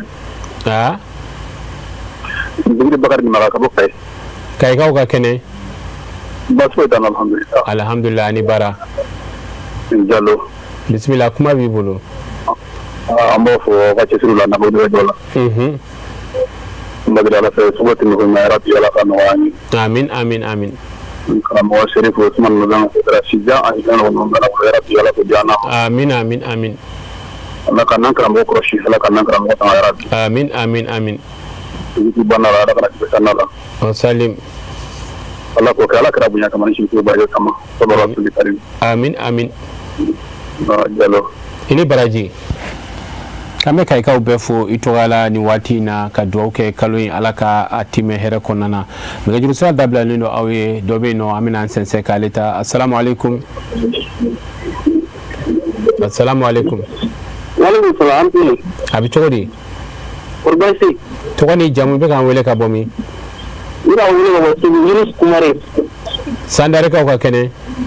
Yunus Umari ka Segu. Segu ka kene. Baasi ko tan alhamdulillah. Alhamdulillah. Anu ka inshallah na tawu kan ko so. O jaranye ko sobe. O nyana ko sobe. Ala ko mi Segu ka fu. Demanu. Ala ka deme ke. Mina. Ala ka kawin time here kono. Merci beaucoup. Nga juru sira ka se ka don ka foli ni duwaw kɛ ɲɔgɔn ye o kɛnɛw de labilalen don aw ye ni waati na zayi sisan dɔ bɛ yen nɔ an bɛna an sɛsɛ k'o ta assalamu alaikum. Waalaikum salam wa barakatuh. Jalo. Tɔgɔ ni jamu bɛ k'an wele ka bɔ min? Brema Kulubali do Simona Yoroso Marala. Deɲa Kulubali a bɛ di? Brema Kulubali Simona. Dena Kulubali Simanakaw ka kɛnɛ. Brehima. Brehima. Wala Kulubali Sabo Simona. Brehima Kulubali. Simona Yoroso Marala. So ko bedi. Simona be Yoroso Marala. Yoroso Marala. Yoroso Marala. Awo. Basi tawla in kon. Amala kon basi fo etana. Bismillah kuma bi bolo. Awo aga follo. Sama shirifike ko. Osman Sherif Madan Haidara. Zamzamiyo. Anaka dema bela jere. Serengere la ga kulo kansigi. Ahmed Tijan Haidara. Sherif Ahmed Tijan Haidara. Kami Osal Kane refo. Ani El Haji Moktab Bagayo. Ka farawo yere kan. O jara yi. Kam amsar be mo bela jere fo. Amsar jimbe maro fena. Maliko ka. Kamu bela jere fo ko ni kesire. Ni ala sonama. Amen programme ko Amadou Koulibaly. On korogere fo Euro fe atori Côte d'Ivoire marala. Ala ko lut na baji fo te. Ami refo ki wali mondo. Alhamdulillah ko jaranye jalo. Euro so ka be fo itugala. Ka ala deli kalu ala ka atime here konnana. Ka se ka don ka foli ni duwaw kɛ ɲɔgɔn ye nɛgɛjuru sira labilalen bɛ aw ye Mali kɔnɔ Mali kɔ kan dɔ bɛ yen nɔ an bɛna ale ta assalamu alaikum. Waalaikum salam wa jalo. Tɔgɔ ni jamu i bɛ k'an wele ka bɔ min? Burama Karago ka bɔ Ikilon ka bɔ Jalikaw mara la. Baasi t'i la kɔni. Baasi foyi tɛ n na. Denbaw ka kɛnɛ. An kɔni y'a tenté ka dɛsɛ depuis ne bɛ Guinée Équatoriale fo ne seginna ka na Mali la. San o san an bɛ appel kɛ ka dɛsɛ an tɛ ka ɲɔgɔn sɔrɔ. A tɛ don. A tɛ don yɛrɛ de an dɛsɛra. Allahu akbar a bɛ kɛ dɛ. An b'i fo kosɛbɛ e ni cɛsiri. Vraiment o diyara n ye. Ko an bɛ serifukɛ yɛrɛ fɛ ne a Seydou Ousmane Madani Haidara. I y'a banni. An bɛ golo kan sigi yɛrɛ ko a bɔra an fɛ Guinée Équatoriale. Siga foyi t'a la kan. A kɛra dayɛlɛ ye. A kɛra dayɛlɛli aw ma. Wallahi. A tɛ tɛmɛ o kan. A tɛ fɔ ka ban. Vraiment an bɛ bɛɛ lajɛlen fɔ. An bɛ dugawu ɲini aw fɛ. Voilà an bɛ bɛɛ lajɛlen fɔ tuguni. Ni ala sɔnna. Ne bɛ laɲini bɛɛ de ɲini aw fɛ ni aw sɔrɔ la. Tuma caman an minnu bɛ kɔfɛ sisan kɔni ne bɛ Mali la bi ni wele kɛ n y'aw sɔrɔ. Mɔgɔ minnu bɛ kɔfɛ a bɛ se ka den kelen de d'u ma o bɛ se ka wele kɛ cogo min na n'o tɛ k'an to kɔfɛ an bɛ wele kɛ ka dɛsɛ. A tɛ sɔrɔ. A tɛ sɔrɔ surtout Guinée Équatoriale ale ka téléphone wele a crédit jeli ka bon kojugu donc n'i taara a taara répondeur la dɔrɔn a ka kuma ka ca quoi. O ye tiɲɛ ye. Voilà ni a bɛ se ka sɔrɔ ɲɛmɔgɔso fɛ a bɛ se ka dɔn kelen di kɔfɛmɔgɔw ma. O la équitation tɛ kɛ kosɛbɛ. Ni ala sɔnna a ma an bɛna ci layɛlɛn ɲɛmɔgɔyaso la. I ni baraji. Inshallah i ni baraji merci beaucoup k'an b'i fo k'i waleɲuman dɔn. Nɛgɛjuru sira labilalen bɛ aw ye ka se ka don ka foli ni dugawu kɛ ɲɔgɔn ye Mali kɔnɔ Mali kɔ kan nin waati in na k'aw ladɔnniya k'a fɔ dɔ bɛ yen nɔ an bɛna ale ta assalamu alaikum. A bɛ cogo di? Baasi t'i la? Allo. Allo a bɛ di? A bɛ ten. Baasi t'i la? Jalo. Alhamdulillah. Ala tilenna. Tɔɔrɔ si tɛ yen. A ye dɔrɔn. I tɔgɔ ni jamu? A ye dɔrɔn. Tɔgɔ ni jamu? Ala ka wula yɛrɛ. Amina amin. Ala ka garijɛgɛw foni. Amina. Dɔgɔ Korotum Jara. Ha? Korotum Jara. Korotum Jara i bɛ k'an wele ka bɔ min? Awɔ. Kati. Kati. Awɔ. Kati. Awɔ Kati. Ne misiri b'a da la. O ɲɛna bisimila kuma b'i bolo. Awɔ. Foli don. Foli diyara n ye. Ala ka wula yɛrɛ. Amin amin. Ala ka garidiɲɛw foni. Amin amin. Ka kalo tiimɛ nɔgɔya. Amin amin. Ala k'o duwawu minɛ. Ala ka amin. I Jara. Jalo. Aba. K'an bɛ Katikaw bɛɛ fo nin waati in na ka u ladɔnniya k'a fɔ Sherif Ahmad Tijani Hayidara a bɛ tournoi min na kuncɛli ye juma nata ye an bɛɛ ka ɲɔgɔn sɔrɔ Likezi terrain ba kan ni Ala sɔnn'a ma dɔ bɛ yen nɔ an bɛna ale ta assalamu alaikum. Assalamu alaikum. Salamu alaikum. A bɛ cogo di? Tɔgɔ ni jamu i bɛ k'an wele ka bɔ min? Mamadu Tienta ka bɔ Gwana. Mamadu Tienta ka bɔ Gwana. Baasi t'i la? Alhamdulillah bisimila kuma b'i bolo. Radio yɛrɛ ya san 3 ye bɔ tan sɔrɔ. E y'a ye dɛ a bɛ kɛ dɛ san 3. I bɛ karamɔgɔ n'a denbaya fo. Ni Ala sɔnn'a ma. Haji. Ala ka bolo mɛn a ka baara la. Amin amin amin. Ala ka baraji caman di. Amin amin amin amin. Ala k'o k'an karamɔgɔ bonya kama. Amin amin. Ala k'an ci. I ni baraji k'an bɛ Gana ka bɛɛ fo i tɔgɔya la. An bɛ Ala deli kalo ye Ala ka a timɛ hɛrɛ kɔnɔna na nɛgɛjuru sira maa caman de bɛ san caman kɛ ka ɲini u ta an sɔrɔ u k'a dɔn k'a fɔ an n'u dusukun bɛ ɲɔgɔn bolo dɔ bɛ nɛgɛjuru sira la an bɛna ale ta waati in na. Assalamu alaikum. Maaleykum salaam. A bɛ di? Waati yɛrɛ ye dɛ. I bɛ se ka dɔ bɛ i ka télé mankan na. I tɔgɔ ni jamu i bɛ k'an wele ka bɔ min? Fandamali kɔni ka bɔ Mayina min ni Sɛnɛgali mara la. Baasi t'i la kɔni? Foyi tɛ alhamdulilayi. A b'a sani ani baara. An ka foli b'aw ye kosɛbɛ. Foli diyara an ye. Ka e yɛrɛ fo kosɛbɛ i ka karamɔgɔ kanu la. Waati caman n'i ka émission lamɛn. Ne yɛrɛ bɛ dugawu ɲini e fɛ ka sababuya kɛ n y'a kɔlɔsi karamɔgɔ ko bɛ cogo min na n ye dɔ faamu a la. Tiɲɛ yɛrɛ la kan ka fɔ. O diyara an ye. Ka téléso ka kɛra bɛɛ lajɛlen fɔ. K'an karamɔgɔ n'a ka denbaya fɔ ka dugawu kɛ u ye ka dugawu ɲini u fɛ. Ni Ala sɔnn'a ma o ka kan. Kɛrɛnkɛrɛnnenya la an ka karamɔgɔ yɛrɛ n'o ye DGP. DGP. Ale min bɛ k'an ka mɔbili ɲɛnamaya. Iba Hayidara. Iba an ka foli b'a ye kosɛbɛ. Ni Ala sɔnn'a ma. Ka foli di an ka belebele wɛrɛ ma ale bɛ Faransi sigi la. Mamadu So. Mamadu So a bɛ yan sisan nɔ. Inshallah i b'an ka foli s'a ma. Ni Ala sɔnn'a b'a mɛn. N bɛ k'a ka fɛnw si. An ka karamɔgɔ wɛrɛ b'an ka mara la Salifu Jara n b'a fɔ kosɛbɛ ale bɛ Jijan sigi la. Ni Ala sɔnn'a ma a b'a mɛn. Nin ye foli ye ka ɲɛsin baarakɛla bɛɛ lajɛlen ma n'an karamɔgɔ n'a ka denbaya. Foli in diyara an ye kosɛbɛ. Ala ka sunkalo kuma d'an bɛɛ lajɛlen ma. Amin ya rabbal alamin. Ala ko k'an karamɔgɔ bonya kama salli ala rasul. Wasalim Ala ka duwawu minɛ an bɛna maa laban ta nɛgɛjuru sira na sira kan ka kɛ ni waati cogoya ye mɔgɔ laban min mana se ka don o garisɛgɛ bɛ ye o la dɔ bɛ yen nɔ an bɛna ale ta assalamu alaikum. Waalaikum salam. I tɔgɔ ni jamu i bɛ ka an wele ka bɔ min? Fatumata Ɲare ka wele ka bɔ Titibugu la. Titibugukaw ka kɛnɛ Fatumata. Alhamdulillah an bɛ Ala tanu. Bisimila kuma b'i bolo. Ne ta ye foli le. Foli ye belebeleba ye. Ne y'a wele a diyara n ye ɲɔgɔn sɔrɔ bi alhamdulillah. O ɲɛna kosɛbɛ o diyara an yɛrɛ ye. K'an bɛ Titibugukaw bɛɛ lajɛlen fo.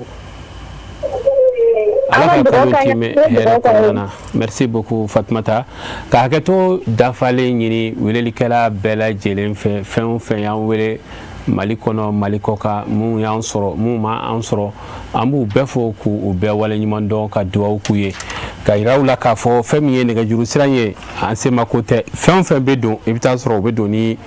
sansi de ye o la maa minnu sera ka sira sɔrɔ bi ka don a ma fɔlɔfɔlɔ de ye an balimamuso Aminata Suntura ka bɔ Kati an b'a fo k'a waleɲuman dɔn ka Bakari Nimaga fo ka bɔ Kayikaw fɛ yen nɔ an b'a fo k'a waleɲuman dɔn Yunusa Kumare ale y'an wele ka bɔ Segu bugu an bɛ a fɔ k'a waleɲuman dɔn Birima Kulibali ale y'an wele ka bɔ Simina Yoroso mara kɔnɔna na an b'a fɔ k'a waleɲuman dɔn o kɔfɛ Korotumu Jara fana y'an wele ka bɔ Kati an b'a fɔ k'a waleɲuman dɔn Mohamed Tienta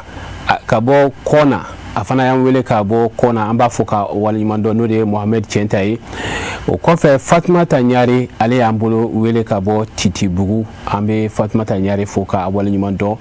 mɔgɔ wɛrɛw y'an wele olu ka nɛgɛjuru siraw ma sɔn an b'u fɔ k'u waleɲuman dɔn an b'a dɔn k'a fɔ kanu de b'a to aw b'a ka waatiw bila k'an lajɛ ka tila k'aw ka crédit ta k'an wele a bɛɛ sababu ɲuman ye y'a bani de ye an bɛɛ ka fara ɲɔgɔn kan ka dugawu kɛ Ala ka si ni kɛnɛya di wa aw fana bɛ weleli min kɛ barika n'a hɔrɔma Ala k'a di aw ma a bɛ gɛlɛya minnu sɔrɔ aw kan Ala k'a bɛɛ wuli a bɛ haminako minnu sɔrɔ aw kan Ala ka haminako ninnu bɛɛ lajɛlen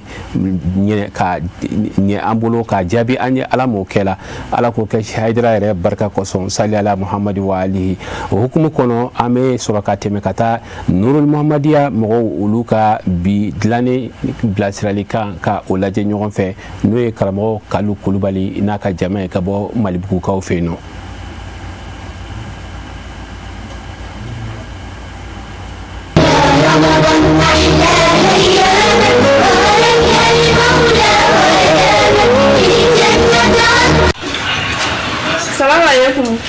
Waalaikum salam.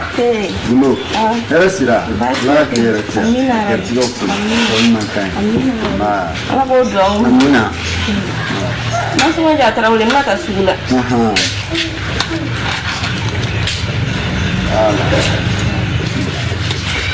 Ne yɛrɛ tun bɛna f'i ye o.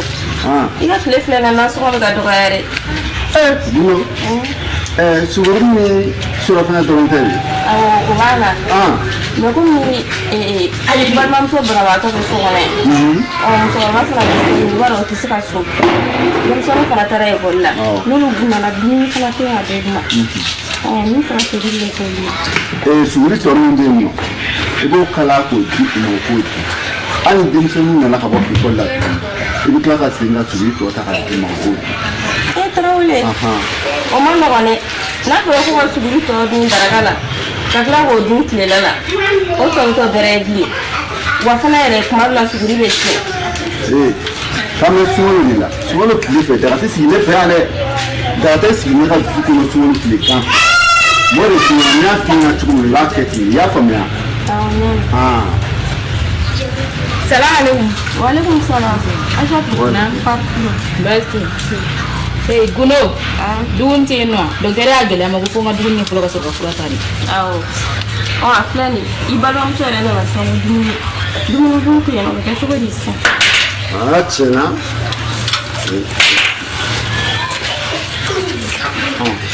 ne fara n ka so kɔnɔ n y'a faamu sisan n y'a faamu. Nin yɔrɔ in fana ye gɛlɛyaba de ye an ka du kɔnɔnaw la an ka hakili to a la k'a fɔ sun mɔgɔ dɔ de bɛ a wajibiyalen tɛ olu kan denmisɛnninnakaw b'o la banabagatɔw b'o la mɔgɔkɔrɔba minnu fana si taalen don olu fana b'o la olu bɛ ladumuni kɛ misikinaw la a kɛ n'u ka kɔrɔ ye o la dumuni tɔbili sunkalo tileganfɛla na a t'i limaniya ntanya yira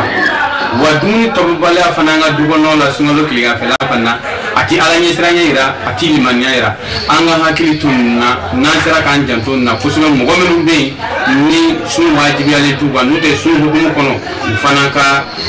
dumuni ko la sunkalo fɛ an b'a fɔ wasalamu alaikum wa rahmatulahi ta'ala wa barakatuh.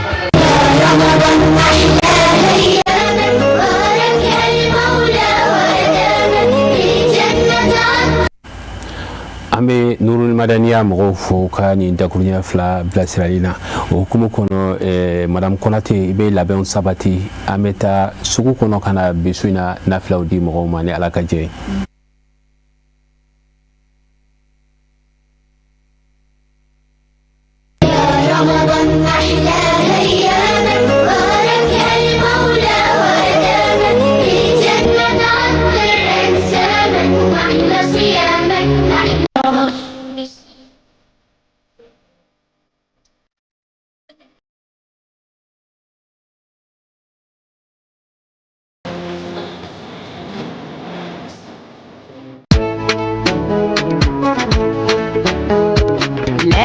nana nono do ambade do Miami bella pia mo va manami Miami bella pia de mi manami Vitamini bala nesi be farizo kenea boro kuma babala ali boro fitini bala songo dama de mendiala Lesi minana, nono duamba nana. Lesi minana, agadi degela. Yawur duma degila, lesi biko. Anana dematilu lepia.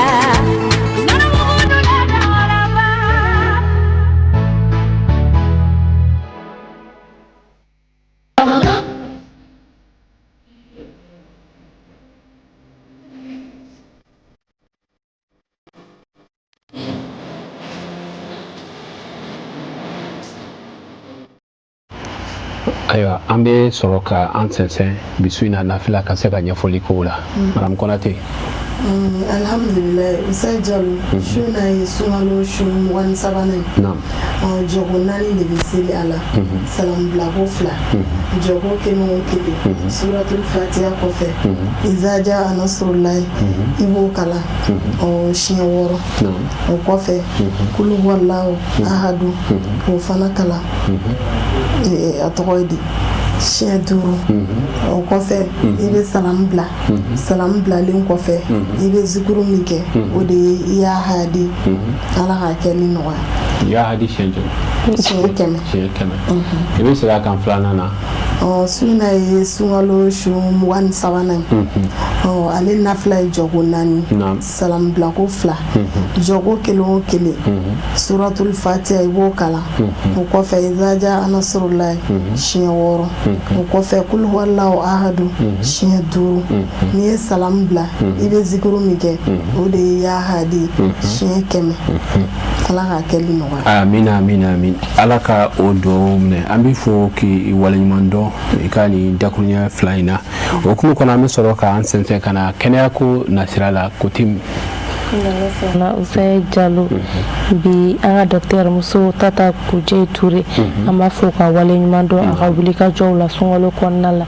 a bɛ taga sɛgɛsɛgɛliw kɛ ni ka na kunnafoniyaw di an ma kɛnɛya nasiraw la o hukumu kɔnɔna la an ka bi sɔrɔlenw lajɛ inchallah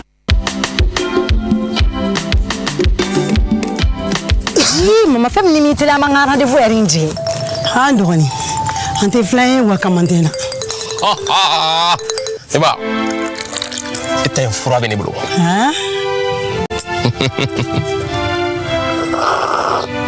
o bɛ cogo di cɛni paga ɲinɛ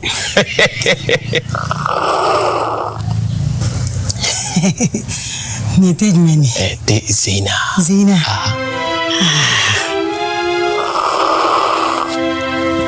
i tɛ dɔɔnin k'a la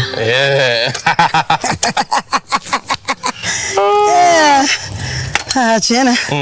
Zeyina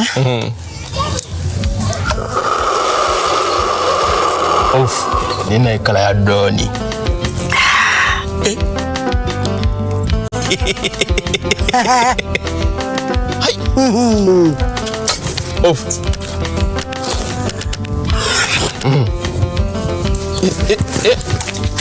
cɛ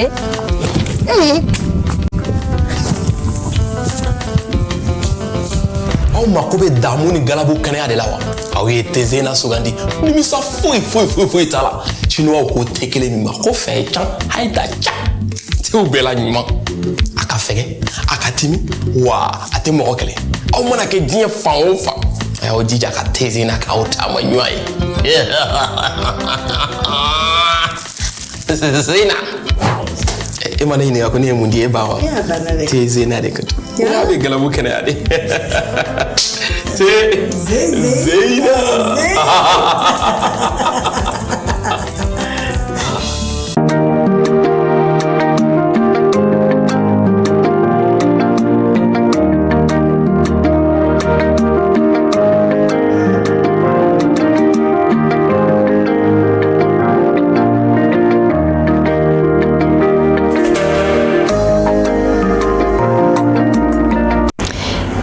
fo ka awole nyundo o munu matarafale no Sheriff la jabaran sura sanga ani wakati au bisimila ko kura dogotoro ko jam kan kenaka jam kan min sigi kunyi ka sanga ni songolo la horama kalo yeka au kuna foni ani ka au la famnya wala ya wala wala ya minu ni amu matarafa akachala ame anga shundo kasoro amakeni gele yayi anga kene uma tabe usira kan dogotoro ko jam kan min talike babu semi kan o de bitalike eregli be na tugodi wala sa ika eregli abike tugodi aka donc afo fem bela jele me kungulo cerveau de bulu feni fitini do dogolo no kungulo cerveau la abonya tetemetiga kisani hakeka nabe wele nanzarakana ko hypophyse o hypophyse nyefela ale ka bara ye ka hormone shuru joli kono abo hormone munu glanga bla joli la ji flabe no abe fo oluma ko muso ya hormone no ye muso ya jiwe olube wele FSH et LH olube ta barake muso ka fandalankan o mimbe wele ko over famisenu chama ni ba kono olu mana barake over kan olu ba to fan chama mi wolo kadamine kurubi saba foka ta se biduru bonyon koma obi bonyon fe o fan nunu chela ibita soro kelempe de be no mimbe toro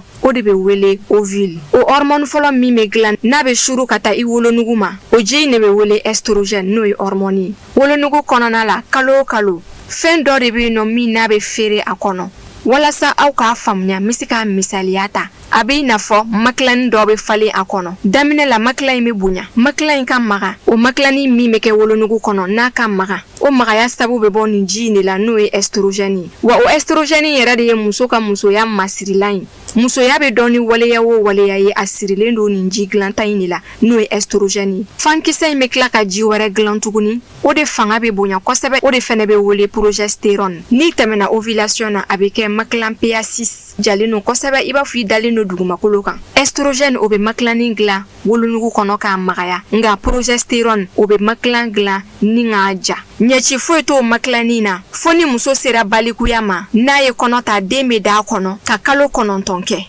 ni ma kono ta dun kalo maklani me wogo abi bon maklan kura be soro ka glani damine aka don ka fo maklani me fo wolunugu de kono wa o de yika koli joli I farukolo fando de do nogote wa aw kana mine iko fenjugu akilla mini aw ambala jeli ni famele ko non soro do ko fone wala o ni ci aw kanyama dalila akam ben shi awara ni aw mo ko fone wala jam kan ko fe abseka an wala ni ga duru sira fe ni o do talike 72 44 56 18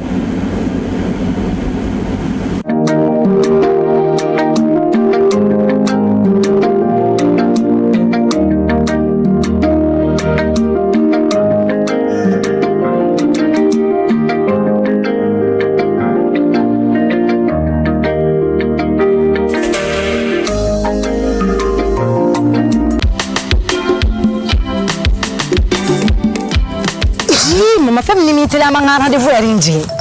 ha doni ante fly wa kamantena eba ete fura bene bulu ha o be tokodi cheni pakaine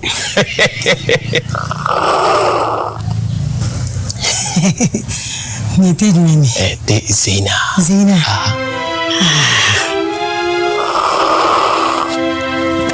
itu don nyala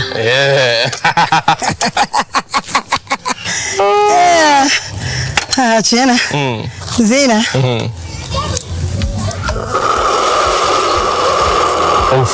nina kala ya doni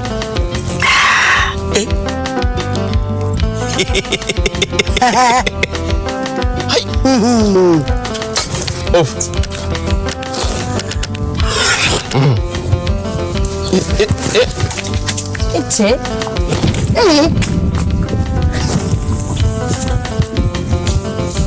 aw mako bɛ damu ni galabu kɛnɛya de la wa aw ye Zina sugandi nimisa foyi t'a la chinois ko tɛ kelen min ma ko fɛn ye can a ye ta can tew bɛɛ la ɲuman a ka fɛgɛ a ka timi wa a tɛ mɔgɔ kɛlɛ aw mana kɛ diɲɛ fan o fan a y'aw jija ka Zina k'aw taama ɲuman ye Zina e mana ɲininka ko ne ye mun di e ba wa Zina de ka to ya bɛ galabu kɛnɛya de Zina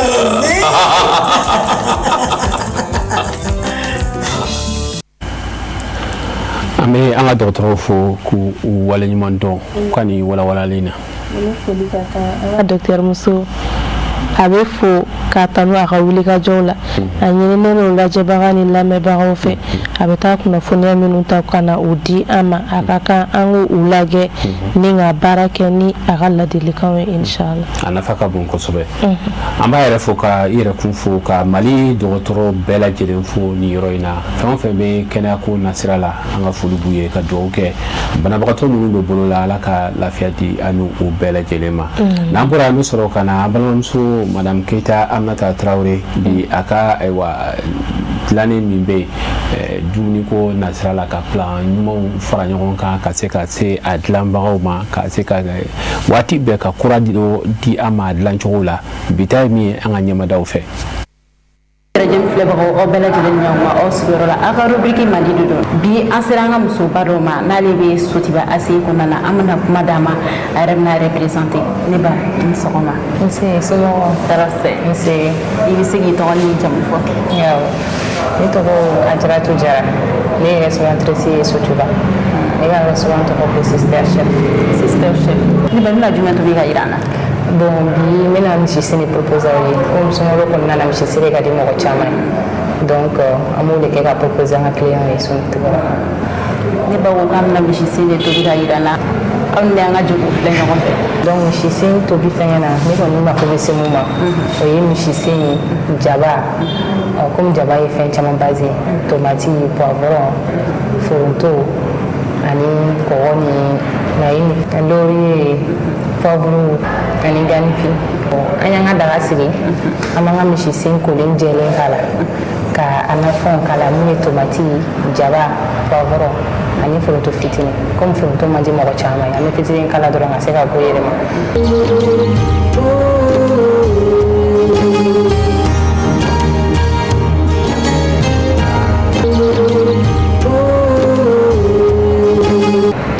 ni o mɔna an b'o bɔ k'o susu k'o k'a la lɔgɔti fana bɛ k'a la ka lori k'a la ka kanifin fitinin k'a la k'o to ka tobi fo n'a mɔna.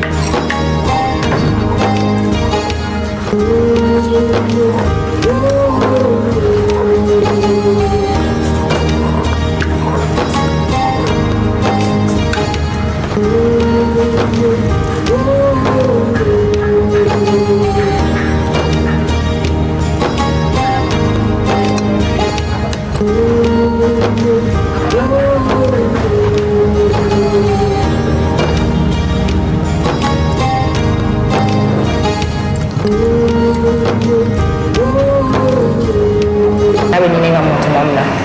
an bɛ kɔgɔ k'a la ka manzi k'a la ka pɔvuru k'a la ka kanifin susulen fitinin fana k'a la ani layi donc o y'ale ko ni bɛɛ banni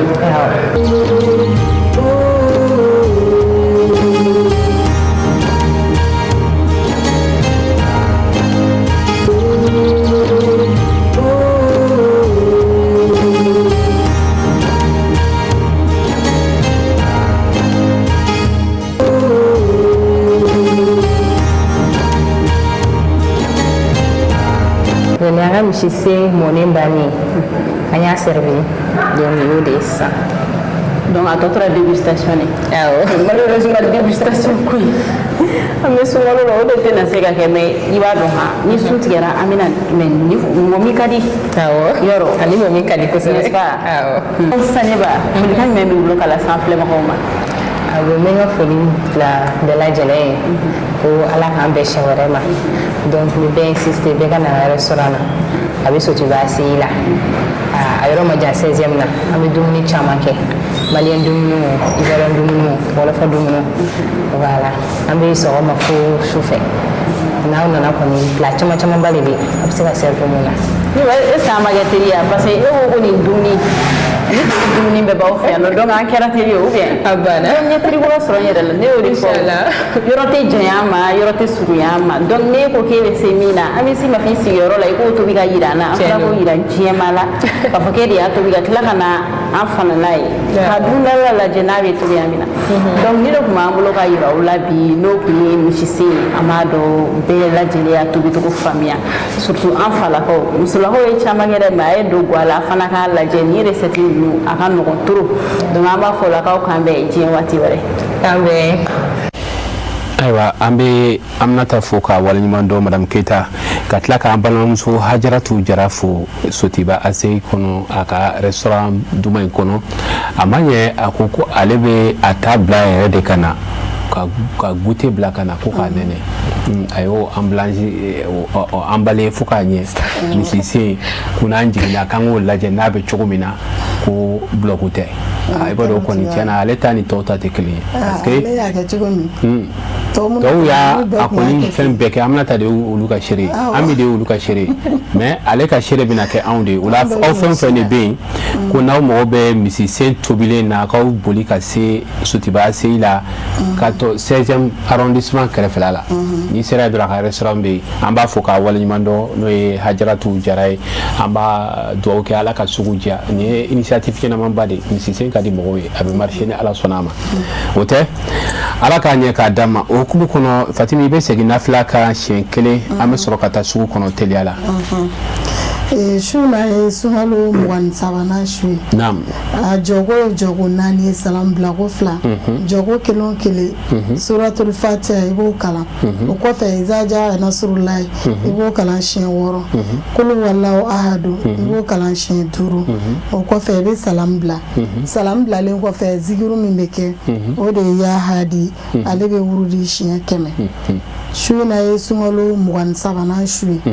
jɔgo 4 de bɛ se la ale la salam bila ko 2 jɔgo kelen kelen suratul fatiha bɛ kalan o kɔfɛ iza jaa nasrullahi i b'o kalan siɲɛ 6 ka kul huwallahu fana kalan siɲɛ 5 o kɔfɛ i bɛ salam bila salam bilalen kɔfɛ zikiru min bɛ kɛ o de ye ya hadi siɲɛ 100 ni Ala sɔnna a ma n'an y'a kɛ Ala ka a minɛ an ye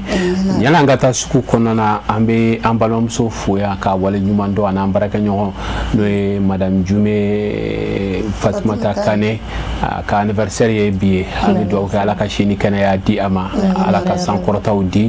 ka Monsieur Jume Karaso yɛrɛ fo nin kɛnɛ ka tɔgɔya la ka sécurité mɔgɔ bɛɛ lajɛlen fo ka dugawu kɛ kalo ye Ala k'a timɛ hɛrɛ kɔnɔna na an bɛ sɔrɔ ka taa sugu kɔnɔ ni Ala sɔnna a ma an bɛ tila ka ɲɔgɔn sɔrɔ yan inshallah.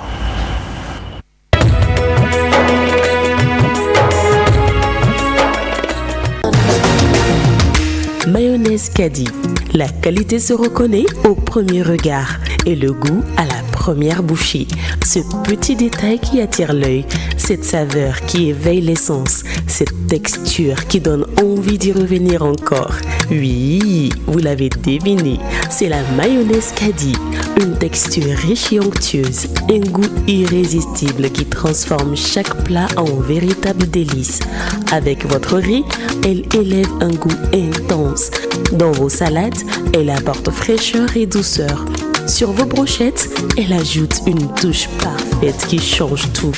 Pour sublimer chacun de vos repas, choisissez la qualité. Disponible en 250 grammes, 500 grammes, 1 kg, 2,5 kg et 5 kg pour satisfaire toutes vos envies. Mayonnaise Kadi, le goût qui fait toute la différence.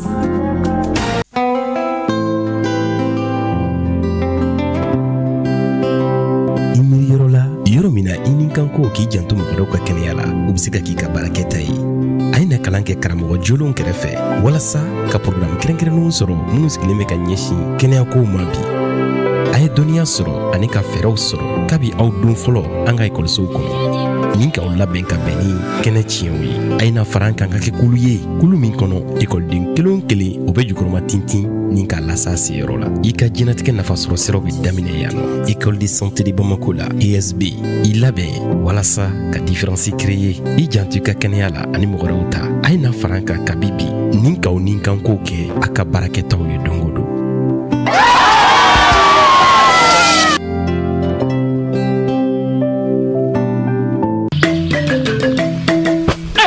Ni mundo ne ka kɔrɔsi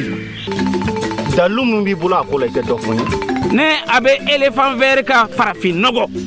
Fertinova ani a ka suman ka vitamine biostimulant ne a bɛ engrais chimique dɔɔni a fara kan ne ka sɔrɔ taari la a jaasilenba 60,000 o me dabali ban wa ja ne kun bɛna bolo su yɛrɛ ɲɛna koyi o de don dugutigi ne de kun y'a f'i ye n ko n bɔra kɔɔrisɛnɛ na wa ne seginna ka don kɔɔrisɛnɛ a sɛnɛ kana bɔ dɛ I ni ɲɔgɔnna caman a kana bɔ dɛ a ye kɔɔri sɛnɛ. Bamako camancɛ la yɔrɔ kelen pewu ale kɛmɛ ka maliyɛnw lafiya alafiya n'u ka baara bɛnnen don produit alimentaire ma n'i nana an b'an ka kɔrɔnɛgofu min dilannen don ni sɛ wa ni saveur sugu bɛɛ dɔ b'a la o dɔrɔn tɛ a tobili de ka nɔgɔ wa n'i y'a k'i nɛn kan a ɲɔgɔn fila tɛ yen nɔ a b'aw ka dumuni yɛlɛma k'a kɛ wagati duman y'aw bolo ni dumuni duman in kɔfɛ e ma ketchup euro kɔnɔ yan ale saveur ko kuma bɛ fɔ ka tomati gɛrɛgɛrɛ nɔnɔ bɔ k'o bila maliyɛnw sago la wa a suguya caman de b'an bolo restaurant belebelebatigiw mangamaniw hali pati feerela min bɛ kare kun na aw bɛɛ lajɛlen dama ka kan ketchup euro la anw filɛ nin ye bagadaji suguba camancɛ la ten coyi ni mɔgɔ b'an ka nɛgɛjuru sira la 95 95 95 13 walima 90 81 72 33 walima 66 62 85 99 alafiya qualité ani goût k'o kɛ bɛɛ sago ye. Soor Energy boisson énergétique kelen min bɛ ni ale nana farikolo foni galabu kɛnɛyali ka taa se aw bɛɛ lajɛlen kama Soor Energy ale boisson ye min ni ale mi ko kelen ale bɛ e bila ko caman kɔnɔ ka se ka I hakili k'o fara ɲɔgɔn kan farikolo ka ale fɛnɛ sabati a fɔ Soor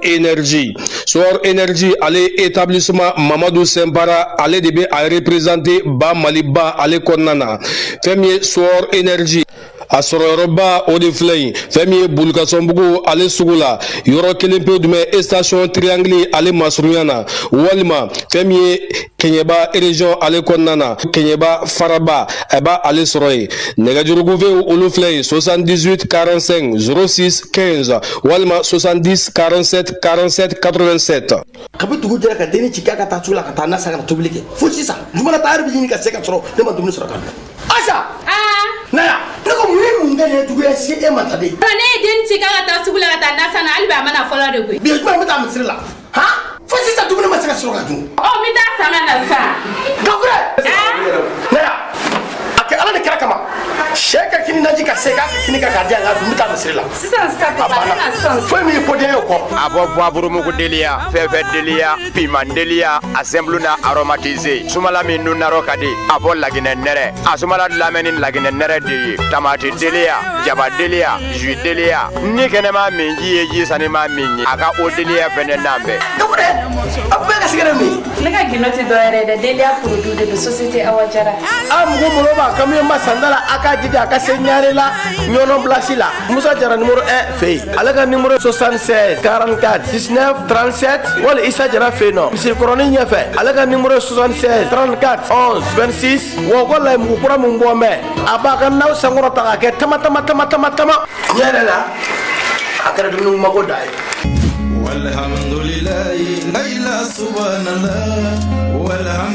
Étoile électronique marque de l'élément la Samalanyo Malila Odela ananani minankura chama ye Malion la fiali kama primi show yere koni inafo téléviseur full HD HD gansan a smart lamau ani kasi a écran plat ni anyokona weroma Étoile électronique nanani ni beye obiseka audience taw swani minuna wa utabede niko Étoile électronique iko électroménager au minuma kobe ye réfrigérateur la congélateur tobilikaminɛnw ni bɛɛ bɛ sɔrɔ sɔngɔ damatɛmɛdiya la étoile électronique la o kɔfɛ telefɔni suguya bɛɛ bɛ sɔrɔ étoile électronique la a smartphone lamaw tablette tactile ani connexion kɛla caman wɛrɛw étoile électronique yɛrɛ filɛ nin ye sugu ɲɛmayɔrɔ la place du souvenir kɛrɛfɛ sira min bɛ tɛmɛ manimaki fɛ o tuma na maliyɛnw aw kana sɔn cogoya si la ka to kɔfɛ étoile électronique ko la aw senfa joona ka se yen nɔ u ka minɛnw ka ɲi wa a sɔngɔ ka di fana a y'aw ka kɔmaniw kɛ joona ni nimero ninnu na minnu filɛ nin ye jabarani sanfɛ. National distribution aw ka pinɛko hami banna pewu anw fɛ yan qualité ko kuma banna pewu an ka pinɛkolo gɛlɛnw mobili siya bɛɛ lajɛlen pinɛ remorque pinɛ minnu bɛ mɛn wa u bɛ sira bɛɛ lajɛlen boli k'i hakilina tigɛ pinɛkɔrɔ i ka bolimafɛn la a fɔ national distribution ka pinɛkolo gɛlɛnw tile ti fɛn k'u la ka sira bɛɛ lajɛlen boli i hakilina tigɛlen lakana kɔnɔ national distribution ka pinɛw don national distribution na an ma ɲinɛ min minɛ kɔ o y'an ka ventilateur rechargeable ye fundeni bɛ k'aw minnu sɛgɛ an ka ventilateur rechargeable b'aw ka bila la u dilanma kama k'aw dafɛla bɛɛ lajɛlen minɛ k'a suma tɔbɛ kuma bɛɛ lajɛlen la national distribution ka ventilo rechargeable u dasilen bɛ jamana in fa bɛɛ lajɛlen la ventilo rechargeable dilanma kama mankan t'a la a fanga ka bon a tɛ courant jeni wa hali ni courant tigɛra a bɛ lɛrɛ caman de kɛ ka fiɲɛ sumalen di i ma k'a sabu kɛ batterie qualité ye a la n'a mago jɔra national distribution ka pinɛw la a n'a ka ventilo rechargeable an jogolen filɛ nin ye yirimajɔ ka ɲɛsin stade du 26 mars ma national distribution Sirada la kolomba société Seydou Kasoke Sarla anamene jiride gwere bishile nono ye Juleila ane ju akadi Juleila anana andumi amanguru alemuruba a cocktail de fruits abuyagi nimbebe soro société Seydou Kasoke Sarla la ju akadi fana a jabibi andumi amanguru alemuruba a cocktail de fruits abuyagi a koko ana manje no e papaye abe nimbe soro ju akadi la société Seydou Kasoke Sarla ka son lafiya ni nga nikun saha ka farikolo minɛ ka mana a fɔ société Seydou Kasoke Sarla ka ju Leila ana ka ju akadi a bɛ dumuni bayɛlɛma ja a sigi ko kelen i da la a ti bɔ bilen gula n'a mago jɔra société Seydou Kasoke Sarla ka ju Leila ana ka ju akadi la a b'a sɔrɔ jamana in butigibaw bɛɛ lajɛlen la nka u ja b'a la ba filɛ Sugunikura la bolofara dɔ bɛ Misira 3e gidɔrɔn fan fɛ a bɛ se ka nɛgɛjuruku bɛ banba 76 10 83 44 walikele 79 26 86 49 70 99 B 74 87 walima 76 98 78 92 société Seydou Kasoke Sarla ka ju Leila ana ka ju Agadi ju Dumango Dadu société Sakara import export a filɛ ka tabalen gosi teminanganaw te duman kanubagaw n sɛgɛnnen do n fari kumukumunen do bi ne yɛrɛ de tɛ n cogo la ayi i ma tɛ gina min a lasagonen do kabini a dilanyɔrɔ fo ka taa se aw ka barada kɔnɔna ma société Sakara import export a ko min ka di aw ye o de bɛ kɛ tɛ gina a y'a nɛnɛ a kɛ galonbuanda aw minnu mago b'a caman santa la a ye telefɔni nimero in wele joona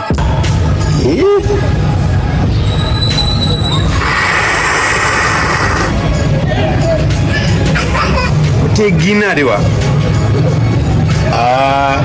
ni te de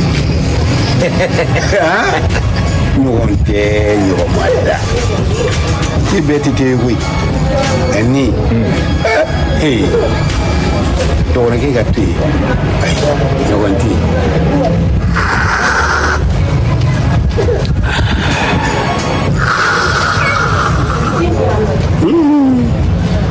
e ka dɛnɛ i k'a lajɛ n'aw bɛ fɛ k'aw ka sɔrɔw yakubaya ka bila an kɔrɔ kɛ walima nafoloko ta siya wɛrɛ fɛ Coris Bank baraka bɛ o fɛɛrɛw di aw ma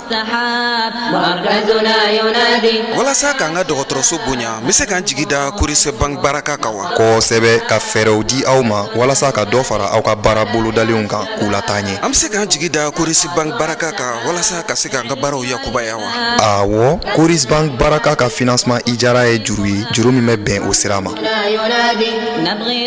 yala u bɛ se k'an dɛmɛ an ka so jɔliw fana na wa n ka mobili ko yɛrɛ fɛnɛ a jɔda b'o la wa ne ka kalanko dun awo k'aw ka sogow k'aw bolo tiɲɛ ye ala ni fɛɛrɛ minnu bɛ di aw ma. yala Coris Bank baraka bɛ se k'anw dɛmɛ an ka sojo balakorogɛrɛw na wa? jaati Coris Bank baraka bɛ o fɛɛrɛw di aw ma. Coris Bank baraka bɛ bɛɛ dɛmɛ jinɛ ko t'a la wa siya ko t'a la. Coris Bank baraka bɛ yen bɛɛ de kama. n'aw mago bɛ kunnafoniya wɛrɛ la aw bɛ wuli ka se an ka agence la Coris Bank International baraka ka nafolo la baara silamɛya hukumu kɔnɔna la. Magique promotion Mix Joli Day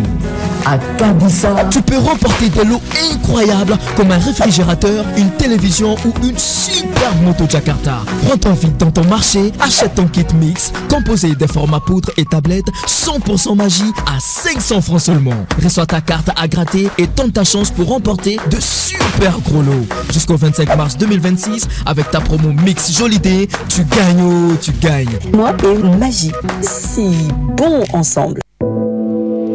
Aye akabara miritao ani ako sugu la nyenemaya. Aye oka jena tege jabo chugula min kadi au yerei.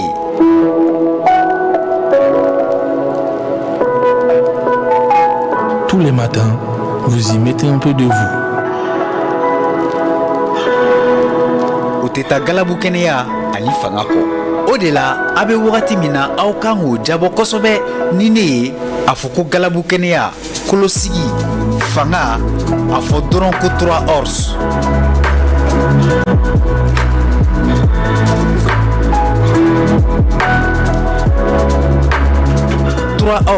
Ka galabu kenea fanga ani daeleni di auma kile wagati be ani su wagati be. 3 ors malta folo mini au galabu kenea kabi samba kele keme woro ani mugani shegi.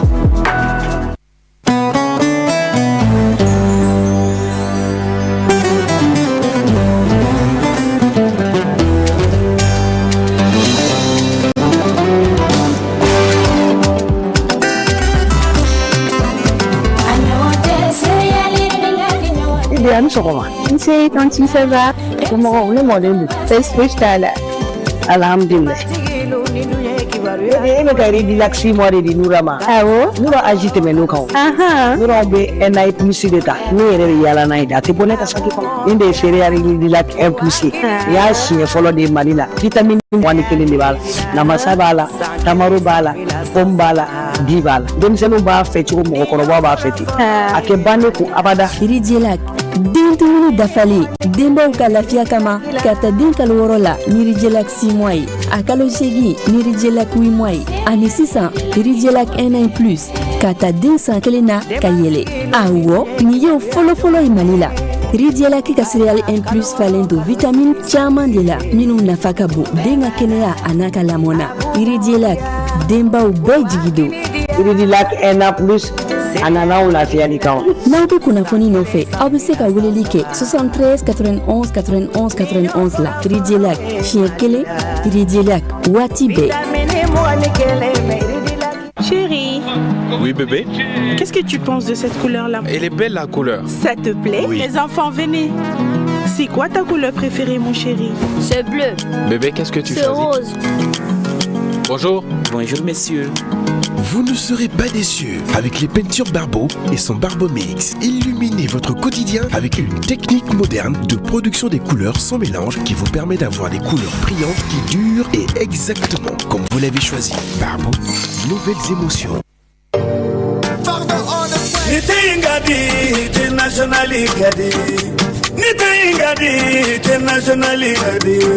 Farifoni ni galabu kanaya bobe dema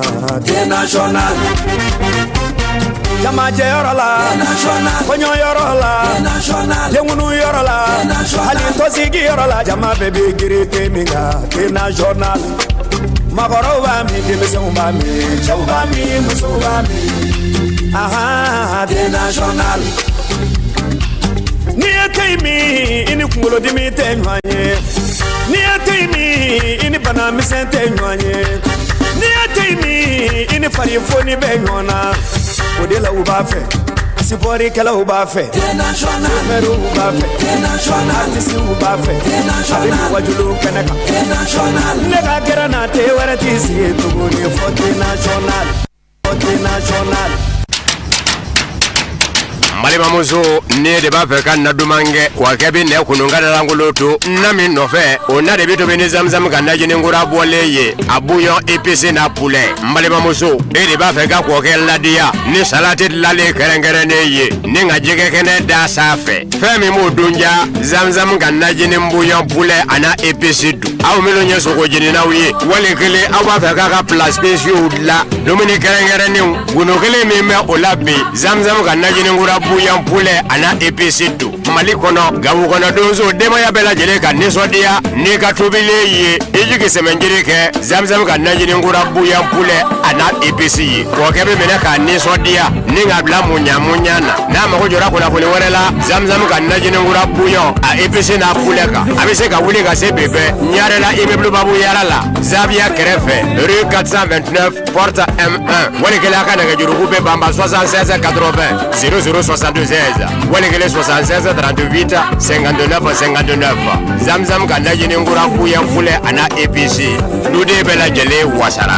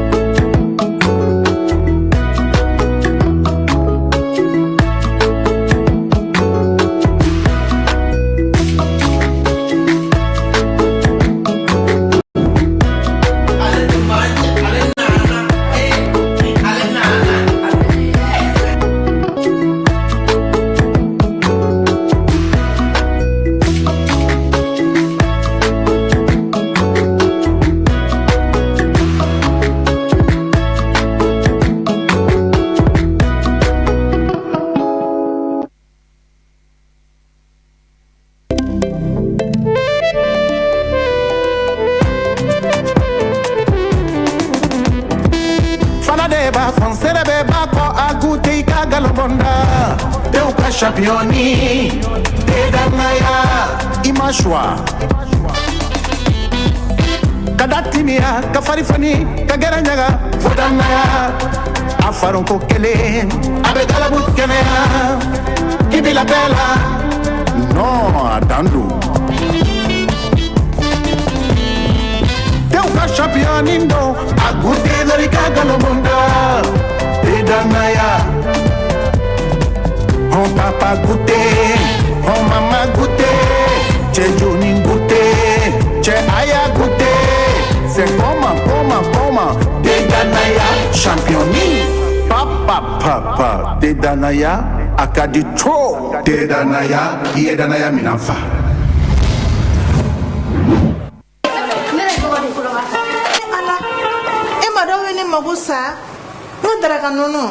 Madame,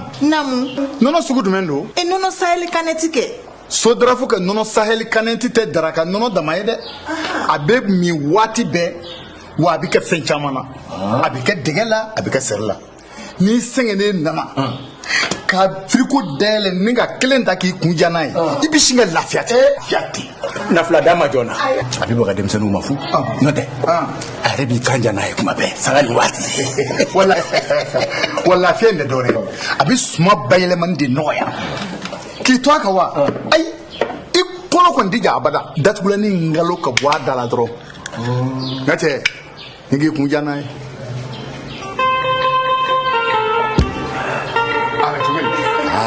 Tiɲɛ na nono Sahel Kaneti nin kɛra ne min ji ye sa sanga ani waati.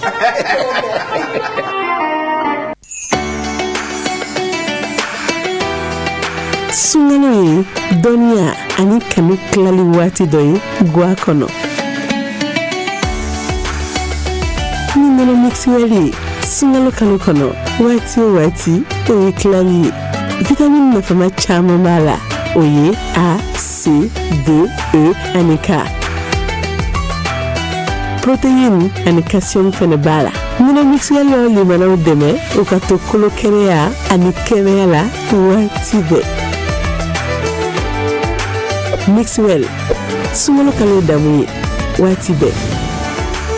Mixwell, riche et crémeux. Ne tɛ zara de ye ka kɛnɛya ani lafiya sabati bɛɛ lajɛlen farikolo la a ka di kojugu. Ne bɛ yan gɛrɛn baro bɛ ɲaga wa bɛɛ lajɛlen ɲɛda bɛ walawala n'u ye ne min kaban dɔrɔn bɛɛ lajɛlen bɛ nisɔndiya ne ko jɔn de star yɛrɛ. Mais aw ka kuma ka ca sa ne de ye star ye ne ka di wa ne dumuniw timiya. Ne de ye lɛzara ye ne ka di denmisɛnninw ye wa mɔgɔkɔrɔbaw kɛrɛbɛ tɛ k'aw to ne mini na a b'aw kolo sigi k'aw mɔdiya o de y'a to ne ka di denmisɛnninw ye kosɛbɛ. Aw yɛrɛ fɛ jumɛn de ka di ani jumɛn de bɛ n'an cɛɲa ne de don tomate concentré zara ne kelen pe dɔrɔn awɔ nka an bɛɛ de star ye. N'aw ko dumuni sanuman caman a ye tobilikow la sanbalaɲɔgɔn sugandi n'o ye zara ka dumunifɛnw ye a bɛ sɔrɔ mali feereyɔrɔ bɛɛ. Zara ye Nouveau Soleil SARL ka produit dilanenw ye. Découvrez la gamme de jus de votre Presea en canette. Quand la fraîcheur rencontre le goût. Presea Orange, une richesse naturelle de force et de vitalité. Presea Mangue, une saveur intense de concentré de mangue soigneusement sélectionné. Avec Presea Ananas, goûtez au plaisir tropical de jus d'ananas fraîchement pressé. Appréciez la douceur exotique et irrésistible du jus de goyave Presea. Presea Cocktail, une explosion de saveurs fruitées pour une sensation unique. Presea Ananas Coco, une alliance parfaite de fruits pour une sensation gourmande et unique. Avec votre jus Presea en canette, vivez carrément fruité.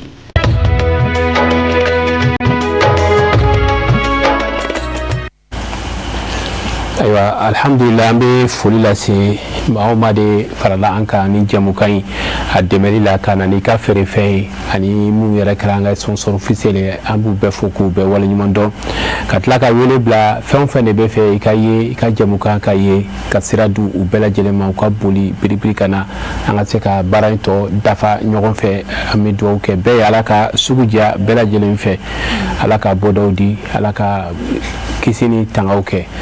an bɛ ka sɛnsɛn ka waati min na o de ye suntigɛ waati ye ayiwa nin ye suntigɛlen babakɔ a n'a a lamini bɛɛ lajɛlen na ka bɛɛ kibaruya la ni ala ka jɛ ye aja dakujɛ kelen dugawu kɛ joona.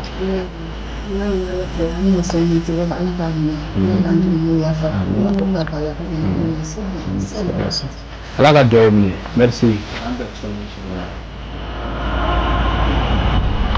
Suntigɛra mɛnna.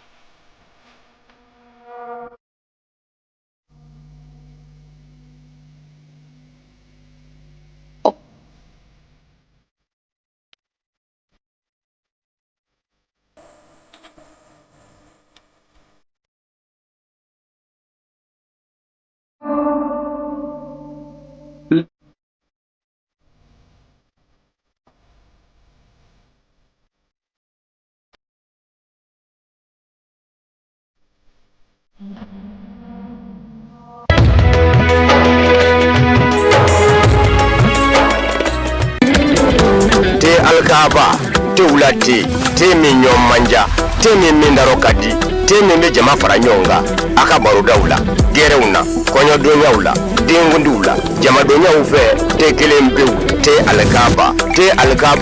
te kɛrɛnkɛrɛnnen no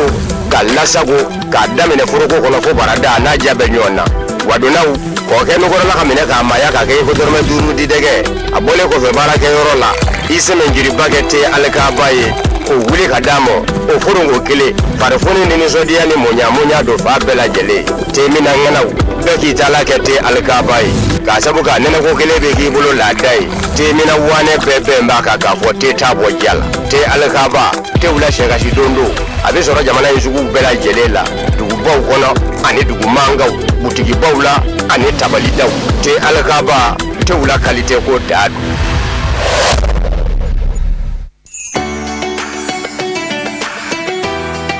Sungalo dɔnniya ani kanu tilali waati dɔ ye guwa kɔnɔ. Ni nana mixuel ye sungalo kalo kɔnɔ waati o waati o ye tilali ye. Vitamine nafama caman b'a la o ye A, C, D, E ani K. Protéine ani calcium fana b'a la. Nana mixuel yɔrɔ limanaw dɛmɛ o ka to kolo kɛnɛya ani kɛnɛya la waati bɛɛ. Mixwell, sungalo kalo damu ye waati bɛɛ. Mixwell, riche et crémeux. Je suis le thé Zara, le booster d'énergie qui procure du bien-être à tous. Trop bon. Et moi, quand je suis là, la causerie au grain est encore plus intense. Et la satisfaction se lit sur tous les visages après m'avoir consommé. Alors, c'est qui la star? Vous parlez trop. C'est moi la star. Mon goût est unique et je donne de la saveur au plat.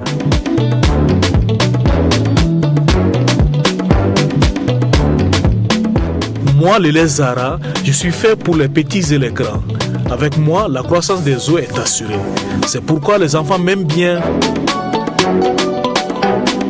Mais qu'est-ce qui est savoureux et donne de la couleur aux sauces? C'est bien moi, la tomate concentrée Zara. Je suis exceptionnelle, c'est vrai, mais nous sommes tous des stars.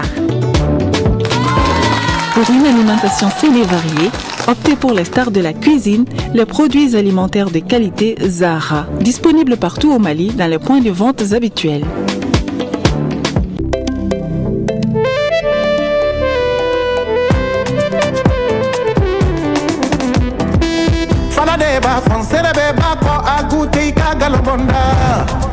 Championi, te danaya,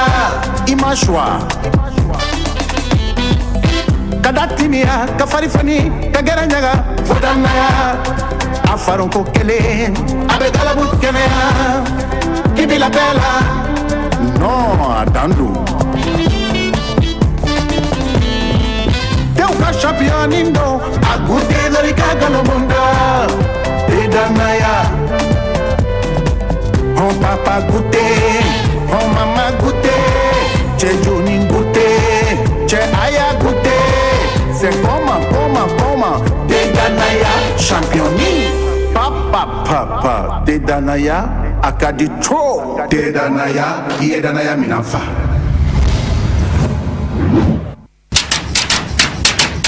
Malima muso ne de b'a fɛ ka na dumange wa kɛ bi nɛ kunun ka langolo to na min nɔfɛ o na de bi to ni zamzam ka najini ngura bɔlen ye a bouillon épicé na poulet malima muso e de b'a fɛ ka kɔkɛ ladiya ni salati lale kɛrɛnkɛrɛnnen ye ni ka jɛgɛ kɛnɛ da sanfɛ fɛn min b'o dunja zamzam ka najini bouillon poulet ana épicé dun aw minnu ye sogo jeninaw ye wali kelen aw b'a fɛ k'a ka plat spéciaux la dumuni kɛrɛnkɛrɛnnenw golo kelen min bɛ o la bi zamzam ka najini ngura bouillon poulet ana épicé du Mali kɔnɔ gawo kɔnɔ donso demaya bɛɛ lajɛlen ka nisɔndiya n'i ka tobili ye i jigi sɛmɛnjiri kɛ zamzam ka najini ngura bouillon poulet ana épicé ye kɔkɛ bɛ minɛ k'a nisɔndiya ni ka bila munya na n'a mago jɔra kunnafoni wɛrɛ la Zamzam ka najininkura bouillon a EPC n'a poulet kan a bɛ se ka wuli ka se bɛɛ Ɲarela immeuble Babu Yara la Zavia kɛrɛfɛ rue 429 porte M1 walikɛla a ka nɛgɛjuruku bɛ banba 76 80 0062 16 walikɛla 76 38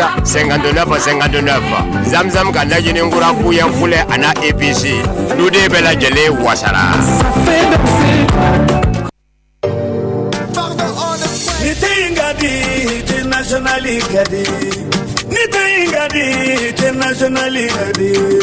Farifoni ni kalabu kanaya bobe dema te national Jama je yorola konyo yorola yengunu yorola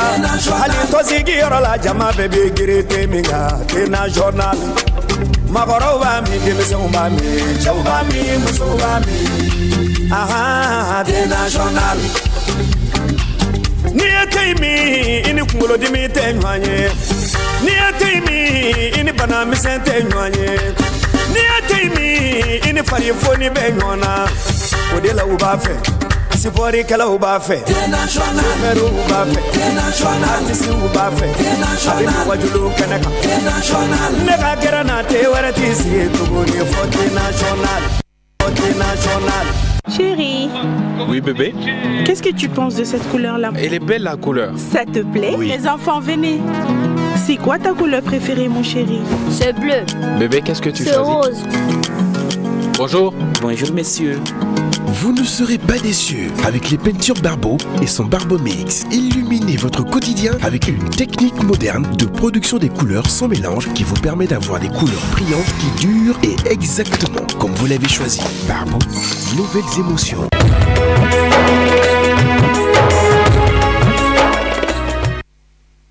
Alhamdulillahi rabbil alamin ambe ala foka wala nyumando suntikara hera konnana amba nyine ala fe duwawu munu duna ala ka do nunu mine ala ka basigi do anga jamana kono ka hera do akonnana ambe duwawu taka kerenkere ka yesi amfana an karamogoma a Seydi Sherif Usman Madan Haidara ala ka shidama ka kenya dama ka nyame karamogola na ka demba bela jene ya rabbal alamin karamogo be san fonfenye ala ka kisama ka hera be kokol ala ka o kunyesi ama ka Allah subhanahu wa ta'ala dili ya rabbi sababu nyuma here boda sutura korota ala ko be fara jongon ka dini chokoro bayma midal chama be ala bulu ala ko odi ama ya rabbal alamin sebe ala ko ke ala ko ke kibabu nya ko son salli ala muhammadin wa alihi o kuma kono bi suina nafila ibe sika ka labana ni ala ni krasona ma yana ga do bala kunche kumawla alhamdulillah shuna sungalo sumwan sabana jogunani salam la ko fla jogo kelon kele ibe suratul fatiha kala ko fa iza jaa nasrullah ibu kalan shen woro ko fa kullu wallahu ahadu ibu kalan shen dun ni salam la ibe na zikru minge oli ya hadi iba ni zikru ke shen kena shuna yesu ngalo shum wan sabanan jogo nan salam la ko fla jogo kelon kele suratul fatiha ko fa iza jaa nasrullah shen woro kullu wallahu ahadu shen duru ko fa ibe salam bla ni salam bla be zikirunge o de ya hadi ale be wuri shen kene ala ka kalima amina amina alaka o do mine kotim foli ani kuma kunche kuma jumede be ka da bi korofo beka inshallah usay jalo amila jeli baga jama fo depuis wala dena minu be ka an laje fo base ni tumayma ka Oustaz Salam Traoré fo Kati Conseil national des arabophones du Mali ale président Bado ananga Seyda no aga madame Aminata Njai anga folini wala nyuma dombi uyeni wakatina kamba fo Aminata yare ka famille yare be fo atokoyala ka madame Traoré nana dumya fo ni ala sona sanka o fenno ami yɛrɛ fo k'i waleɲuman dɔn wuli ka jɔn ni cɛsiri la ka dugawu kɛ kanu ye ala ka baara bɛɛ nɔgɔya n'o bɔra an bɛ sɔrɔ ka na madame Konate foli ni kuma kuncɛ kuma jumɛn bɛ yen alhamdulillah an bɛ lajɛbaga ni lamɛnbaga bɛɛ lajɛlen fo Mali kɔnɔ Mali kɔ kan k'a ɲini ala fɛ an bɔra ka so min tigɛ sisan ala k'a minɛ ala ka batokɛlenw bɛɛ lajɛlen an bɛ foli kɛ masigi an kanubagaba dɔ la Yusuf Aidara entrepreneur don an b'a fo k'a ka baarakɛlaw bɛɛ lajɛlen fo k'a furumusow bɛɛ lajɛlen fo ka tila ka foli kɛ an karamɔgɔ Elhaji Sɛki Mamadu Konate an b'a fo k'a ka denbaya bɛɛ lajɛlen fo ka foli kɛ an fa ni an karamɔgɔ la a seri Sherif Usman Madani Haidara a n'a ka denbaya bɛɛ lajɛlen k'a ɲini Ala fɛ kalo ti mɛn Ala k'a nɔgɔya an bɛɛ lajɛlen ka tila ka foli kɛ an ka misiridala cɛkɔrɔbaw la u bɛ jɛmukan in su kosɛbɛ sanfili misirida an b'u bɛɛ lajɛlen fo ka sanfili ka bɛɛ lajɛlen fo u tɔgɔya la Ala ka kalo ti mɛn nɔgɔya amina amina an b'aw bɛɛ fo k'aw bɛɛ waleɲuman dɔn k'an ka technique ɲɛmɔgɔyaso fo ka foli lase direction ma ka foli lase su ni tile an ka technicien tɛgɛ duman minnu bɛ baara la k'u bɛɛ fo k'u bɛɛ waleɲuman dɔn bi an bɛna wuli bi zikiri kɛnɛ n'o ye an ka clip de jour ye o de an balimamuso Sali Togo ale de bɛ ni sunkalo fasa ye an bɛ ale di aw ma kɔfɛ b'aw ka sunkalo ayiwa cuisine ye an ni aw an bɛ ɲɔgɔn sɔrɔ yan sini inshallah wasalamu alaikum wa rahmatulahi ta'ala wa barakatuhu.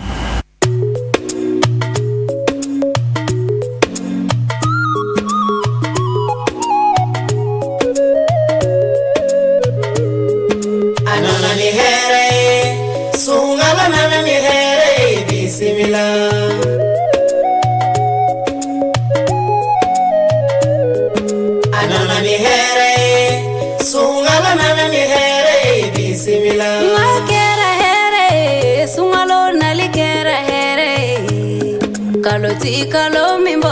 sungalo do enana ni here bismillah inambeku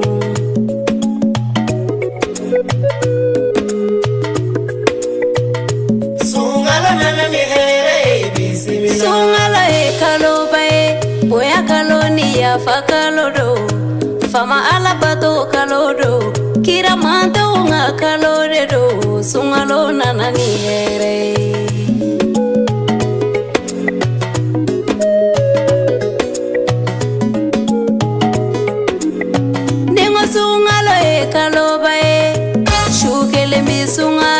shukele kafisani kalo bakele nye wale lela tulkadiri kurala jigina sungalola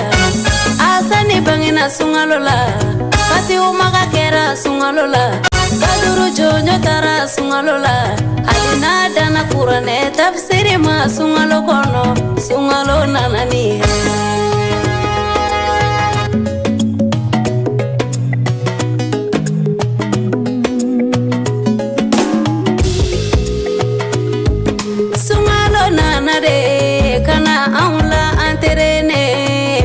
kabo ala kotala bari sungalo manase ibi bai halala duminina kabo ya